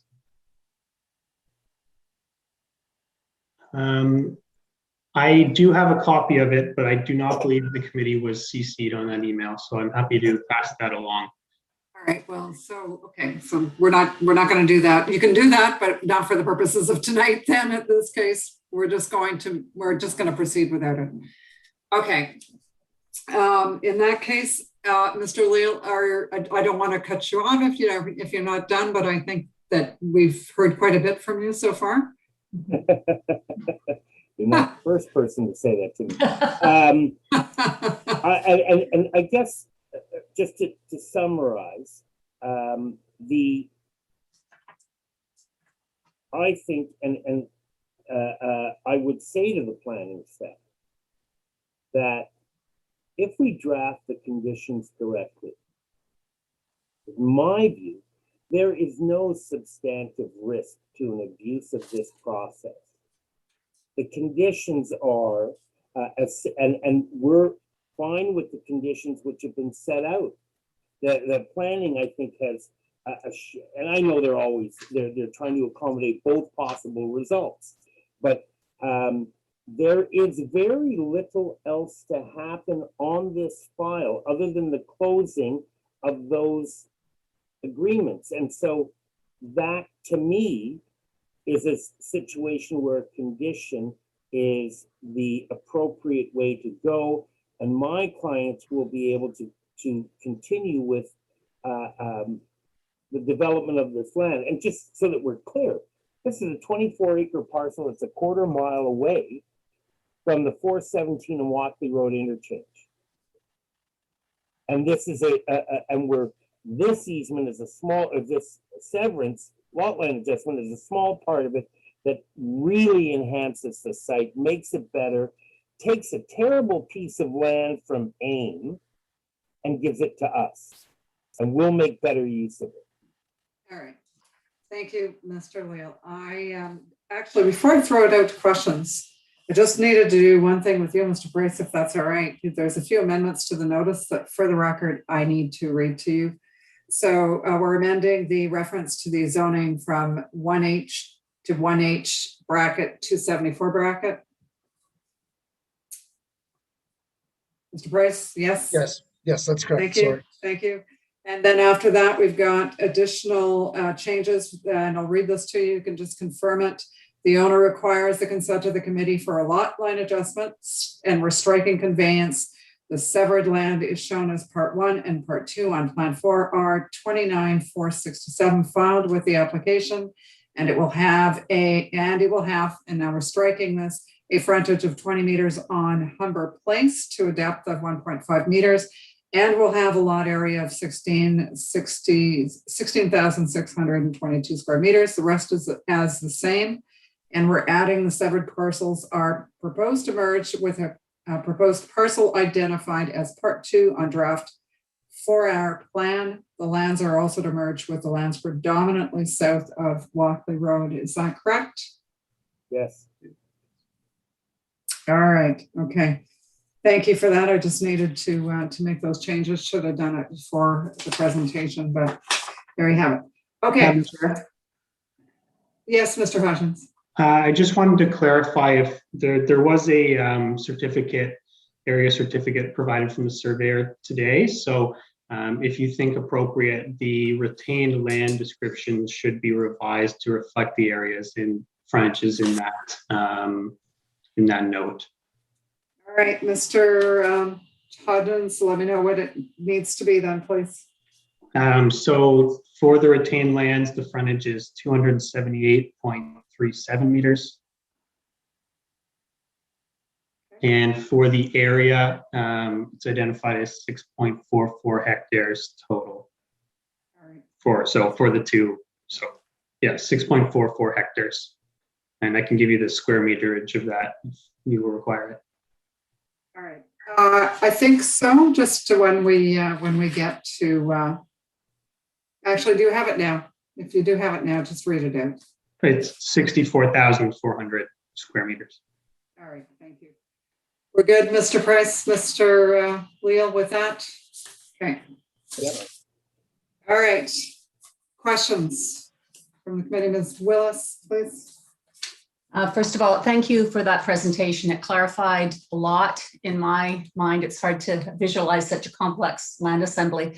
I actually remember in my past life as a land developer telling my staff to just shoot me before I try to assemble any piece of land. It's a less painful process. I just have one quick question, and I just wanted to be 100% sure I understood. The little piece that you're acquiring from the city in the Walkley Road allowance, is that access below the road? Can you get from one side of Walkley to the other through that, across that parcel? Yes. So our land passes under the easterly Walkley Road Bridge. Mm-hmm. and not surprisingly, we're buying it from CN. We're buying part of the rail bed that required the bridge. And that rail is being removed. It has already been removed in the other one. So we pass under the Walkley Road Bridge, we cross the road allowance, and then we're on the severed parcel. Got it. Thank you. All right. Other questions? The committee? Mr. Hindle? So just to clarify then, for that proposed severance that you would be acquiring from the city, that would be, the city would retain aerial rights for the road, and then you would purchase just the bed and effectively under the overpass for Walkley? Yes, I mean, sorry, we're not getting a severance from the city when we buy from the city. They're just conveying it to us. The only issue, and we agreed to it right away, the portion of the road allowance, a lot of pipes under it. And so what Dineshwar Nirmal said to us is it's likely the city will require an easement to go onto the road if we build a road, just to service the pipes, and we had no problem with that. We haven't had a discussion of air rights because the Walkley Road allowance does not occupy the same lands as Walkley Road. Walkley Road allowance is older. It abuts it to the north. If you wanted to go back to that Ottawa Y-Lands plan, you can see that the road allowance actually runs up parallel with Walkley Road itself. We were very surprised, frankly, that it was still open. I didn't understand that. Yeah, so your existing piece, your existing parcel already goes under the Walkley Road roadway, right. And then you're just acquiring basically a portion of the old Walkley Road alignment that is to the north of the current Walkley Road. Yeah. Exactly correct. Okay. Thank you. And then you'll provide an easement in case there's pipes and stuff underneath. That's pretty standard. That's fine. Okay. And if it helps, if it does help, as Mr. Will alluded to, I think a couple of hours ago when we started, those discussions have occurred with city staff. RPM has circulated all the city departments with no comments. It's just a matter now of putting pen to paper for an agreement. Right. Okay.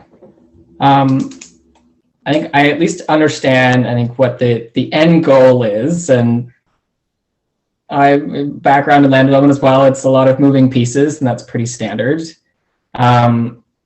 So funnily enough, I think I'm completely on board with the idea of your earlier application for a consent to create a parcel that you could easily make a application to access and create the road access that would be necessary, as we did on other parcels kind of to the west of this application.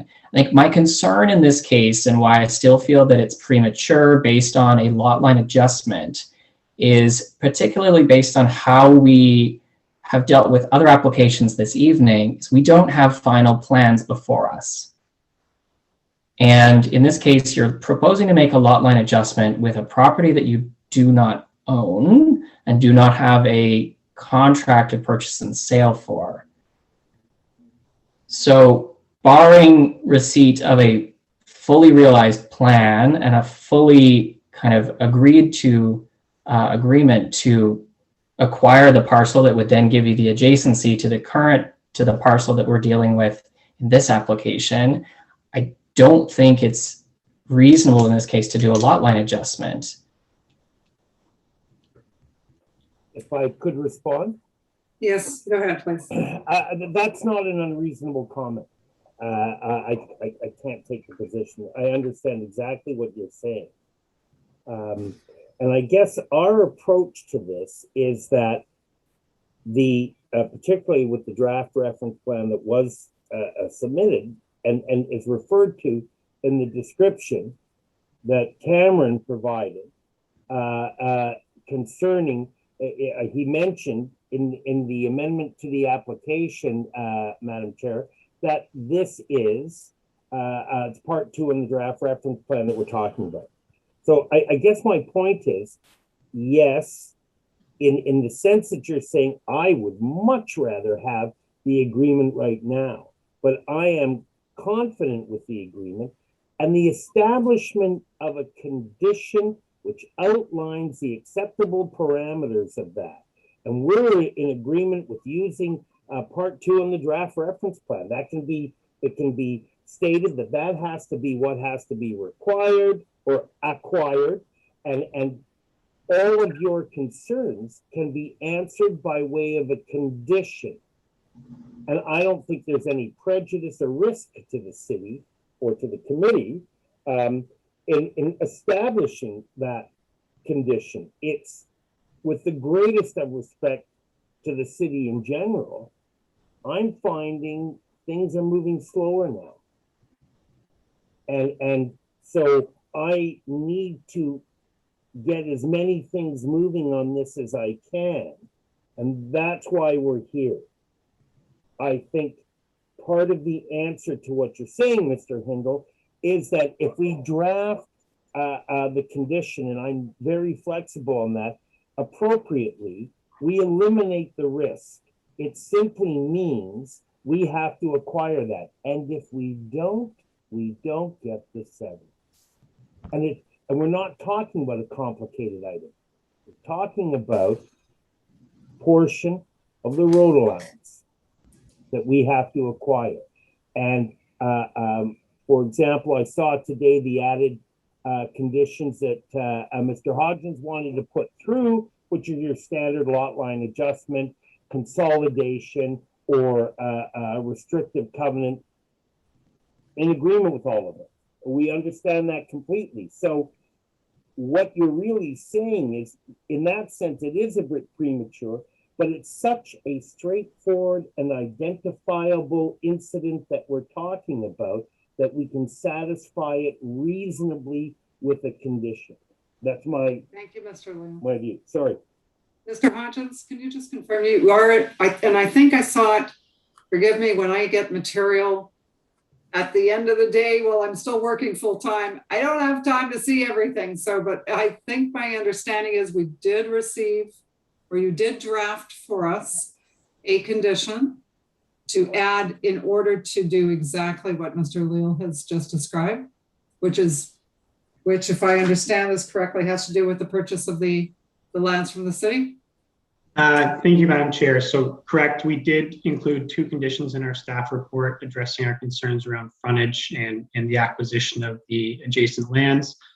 Today, we followed up with an email to the committee with just the standard lot line adjustment condition, just given there was a change in application. We just want to make sure that was included. So the email sent today was just the standard lot line adjustment condition, but we did propose some conditions in our report for the concerns around access and purchasing the other parcels. So that new condition would be condition number 4. All right. Make sure that, and it's for the lot line, just the standard lot line. Okay. All right. I wasn't sure if that was it that I saw or what went by. Okay. Any other questions? So, Mr. Hindle. So Mr. Leal, so in this case, I hear that there's been a draft reference plan created. Is that a survey plan for the portion of the city's road allowance that will be purchased? Yes. Okay. And then we have an existing reference plan for your currently retained lands that are south of Walkley Road. We do sorry, when you say currently retained lands south of Walkley Road, so the lands that we're purchasing from CN, we do not have a single reference plan for the 24 acres we're buying from both the city. It's a hodgepodge of plans. We do not have a single reference plan for the CN lands, and have not planned to get one.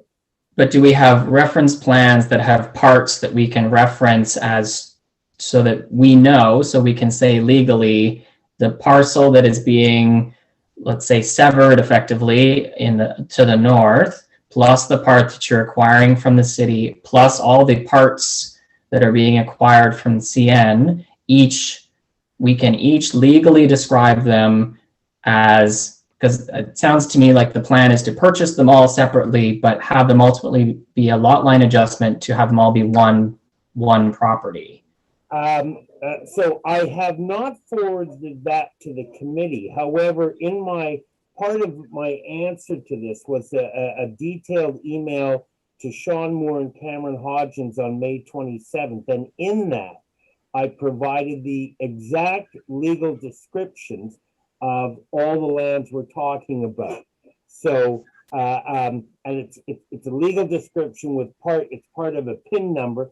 So it's legally described, which is, I think, a satisfactory way for you to establish that. And I think that my intention and what I provided to Cameron, and I also attached PIN maps, was so that he would have the necessary legal descriptions to compile what we would call the existing lands to which the severed lands would be added. So I don't have, as I said, I have the legal descriptions. They're all set out. There is no large reference plan in accordance with that thing I showed you called the Ottawa Y plan. Yeah. We don't have a single reference plan for that. And that's fine. That's standard, that it might be individual parcels. And when you do the acquisition, obviously someone has to legally describe what you are acquiring. So that's fine. I think so. In this case, thinking back to earlier applications we had this evening, we asked a homeowner for an existing home, an existing lot, to go back and do a survey, and delayed his application by basically a month because of that specific requirement. And in front of me today, I do not have a survey we may have the surveys for the lands to the south, but we don't have a survey, or I haven't seen a reference plan for the piece to be acquired from the city. So my concern is, I understand the plan, but I think to be comfortable in legally approving this and to be consistent with how we've approached and how we've treated other applicants, I think we need to at least have all the survey plans in front of us in a list and put together so that we can accurately describe what the application is in this case. And that's my concern, that we don't have that right now. All right, thank you, Mr. Hindle. I do want to hear from both Ms. Willis and Ms. Markovich in the same vein. So I think what I'm hearing is the potential for an adjournment on the application. So Ms. Willis, please. I'm actually, I wanted a point of clarification first, and then it was just simply whether or not if we were to approve this with the conditions as shown, would we be requiring that all of those transactions would be completed prior to the conditions being cleared, or only the transaction from the City of Ottawa for the old road allowance under Walkley Road? All of them. All of them. And that's, you can, okay. So I'm not concerned about the absence of an overall plan. There's the drawings that showed all the different pins, now that I understand the principle behind the whole thing, I don't think it adds to the risk to the city for us not to have seen a plan of, a reference plan putting it all together. It's a very complex process, and they have, I mean, there've been several survey plans, but not one that shows the addition of for the lot line adjustment. I don't think it changes anything in terms of our decision. We know what the intent is. If it doesn't come through as shown, then the whole thing falls apart anyway. So I see little risk, and I'm actually prepared to support this application at this point in time. All right, thank you, Ms. Willis. Ms. Markovich. Yeah, I would echo Member Willis's comments. I see no reason to adjourn. I'm prepared to make a decision today, and I'm prepared to support the application with the understanding that the conditions that we've been discussing can address these issues. Okay, so we find ourselves in a very strange place at 9:53 at night, because I completely agree with Mr. Hindle. So we've been pretty clear about what we want to see in front of us before we start making any legal decisions on consents. And yes, we have thrown back much less than this on an applicant to come back and be ready. So to your points, does it sound like this makes sense and logical and needs to move forward? Great. Show me a plan and show me exactly what it is that I'm approving, and we got a deal. And I'm sort of on that sort of page with Mr. Hindle. So I'm thinking, all right, so how do we proceed from here? Because I guess what I would need is, well, it would be a motion to adjourn and I would say, I mean, how long would might it take to get a survey plan together for us to actually have, not to mention some of the material that have clearly gone to planning staff, but we haven't had the benefit of seeing here tonight at all. So I think that's what I'm going to do. So Mr. Lil, just please let me finish with the committee, because I think we need to wrap this up at this point and make some decisions. So I'm going to suggest an adjournment, and I think hopefully we gave the other gentleman a month to go away and get a survey plan pulled together. So I'm going to call on an adjournment to July 7th in order to allow the remaining information to be provided. So all those. Madam Chair, just understanding the complexity of this. I don't see how anybody could get a draft reference plan together in that period of time. It's a huge task. And I think we can rely fairly comfortably on the sketch that he showed, the Y sketch that was provided with all the legal descriptions of the property. So did the gentleman beforehand, I guess, just from a consistency standpoint. He had a sketch. He thought that was good enough. I don't know. I hear what you're saying, Ms. Willis. I agree. I think that there's, am I convinced that this is going to work? Yeah, it's going to work from the sounds of it, but we're being asked to approve a plan or approve a lot line adjustment tonight without actually understanding the fuller picture. In terms of the final survey plan, which is really what we're asking for here.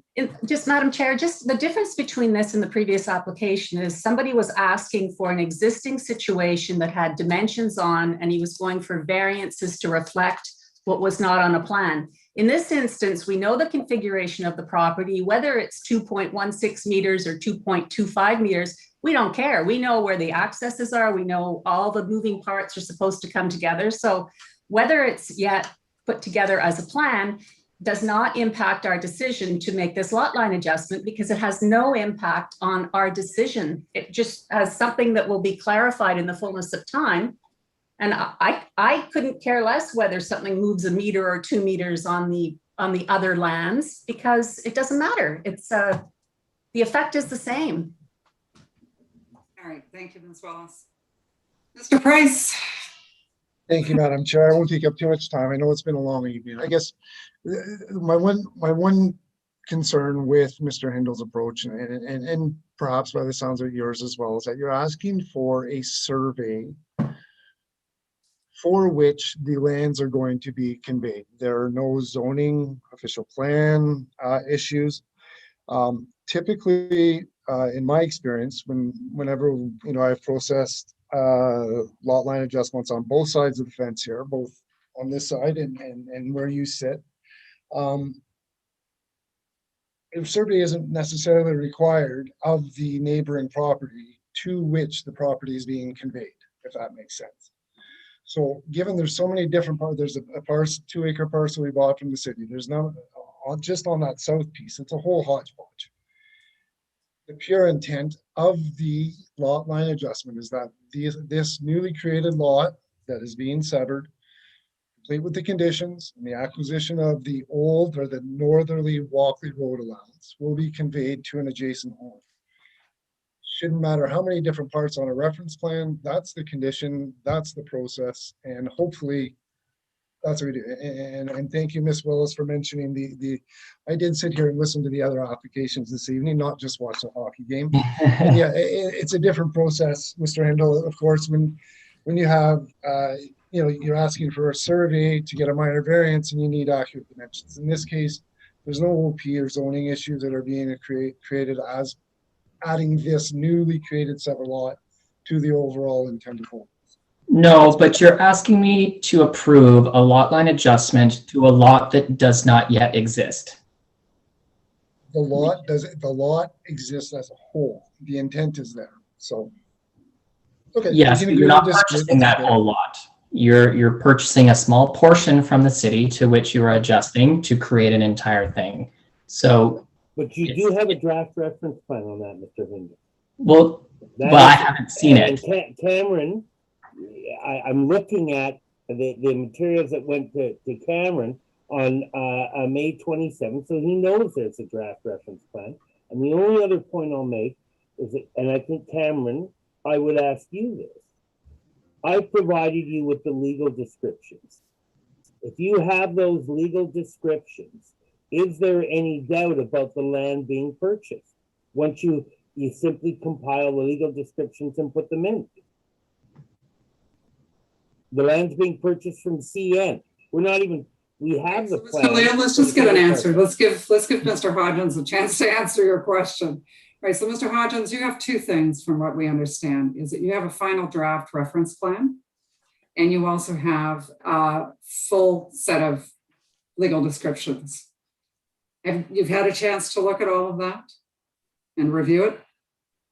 We have reviewed the draft reference plan, and we did review the comments on the legal descriptions, and we did our best to include those, the PIN identification numbers, in our comments to the committee. So we have reviewed it. I would, however, note that typically planning staff would not go through and identify the different parts and put them in the notice. So we have included comments directly in our report stating that ultimately it should be up to the committee and the applicant to revise the notice accordingly. So we have seen it. I have reviewed the parts, and I did do my best to include those in the report. But of course, the committee has not seen it, and this is wording proposed by planning based on our understanding of the application. All right. If we were to adjourn this, it would give us a chance to see that draft reference plan and to get staff to finish. It sounds like they've done their best to put the comments together. I mean, the information is still pretty fresh from what I can gather. If we went 2 weeks, it would give an opportunity to get that and see it ourselves. I guess I'm back to saying, all right, I'm gonna put the motion out there. If it fails, it fails. That's fine. So I'm gonna recommend now, not that because now we've established there is a reference plan, right? There is a draft reference plan. We don't need to have one done. It's been submitted. The draft. We just haven't seen it. That only pertains to the city part, doesn't it? That's correct. Yeah, that's only Oh, one it's part of just it. the city part. Yeah. It's not, okay. I mean, it's a 24-acre parcel, which we can sell without having a reference plan because the description is very solid and you have PIN maps. There it is. There's the draft reference plan. Part 2 is the part being purchased from the city of Ottawa. So you have dimensions, and we're prepared to have that part 2 on the draft reference plan in the condition. All right, Mr. Hindle, does this help? I think my only concern is, so this is a draft reference plan that exists, but there's no PIN. It hasn't been deposited, so there's no PIN that's been created for part 2. So we can't really provide a true fulsome legal description of what all the different parcels, because this part 2 does not yet have a legal description. So when we're merging, we can't actually merge them because part 2 doesn't exist yet. So Mr. Leal, did I understand from you that part of your legal descriptions includes that? Yes, in the materials that I provided to Cameron, we mentioned part of the Walkley Road allowance designated as part 2 in the final draft reference plan. It is, and then it's 9.2 19.36 meters long, and so it's all the frontage. Mr. Hindle, I have a problem with what you just said, in that my understanding is that you use draft reference plans in many instances. That's a very detailed, it's a standard draft reference plan. If you identified in the condition, I can't possibly understand why you would take the position that the configuration, location of the portion of the road allowance we want, that there's any doubt about it at all. If we call it part 2 on the draft reference plan, that's what I have to register, and that's what I have to close on. And if I don't get it. I don't understand that. Thank you, Mr. Leal. I don't think that it'll be that productive if we continue down that road. At this point, I think we've heard quite a bit. We have our positions, so, and I guess I'm thinking nobody wants an adjournment from what I can tell.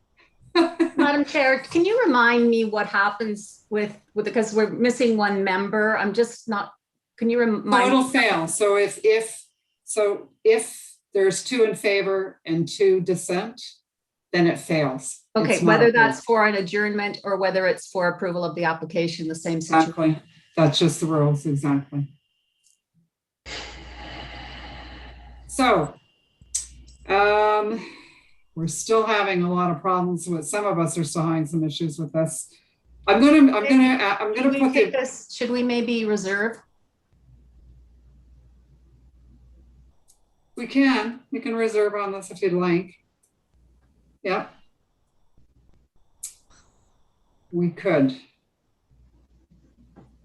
I wonder if it would be, so do we have all the pieces that we need at this point, Mr. Hodgins? Because if it's presented to us now and we reserve, it gives us an opportunity to consider it outside of this hearing.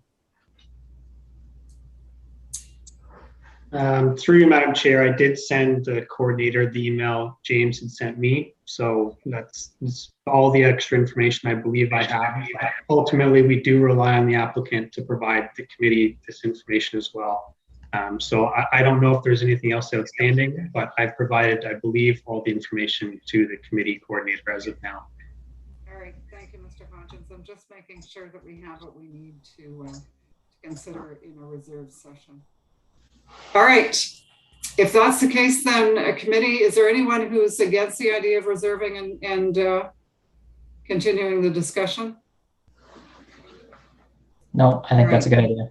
All right, okay, so let's do that. In that case, break. Yes, yes, we can all do that. So in that case, I'm going to call a reservation on this, or call a reserve on this application. And thank you, gentlemen, for all of your input to date. You've been very patient, missing your hockey games, from understanding. We have to make a decision tonight, so we're not going anywhere, right? It just means that we open up a new session for further deliberation. And the decision will be made. So if you want to call committee staff tomorrow morning, you can informally get our decision then. All right. Thank you very much. All right. Thank you. Thank you, Madam Chair. Just quickly, who from committee staff should we reach out to? Which person? Mr. Belmar, who would be the best person for Mr. Price to liaise with?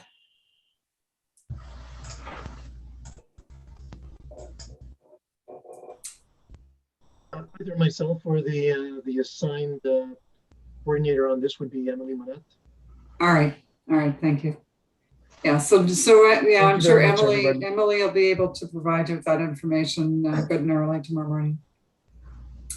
All right. Thanks, guys. Thanks for hanging in there late. Thank you very much. All right, thanks so much. Good night.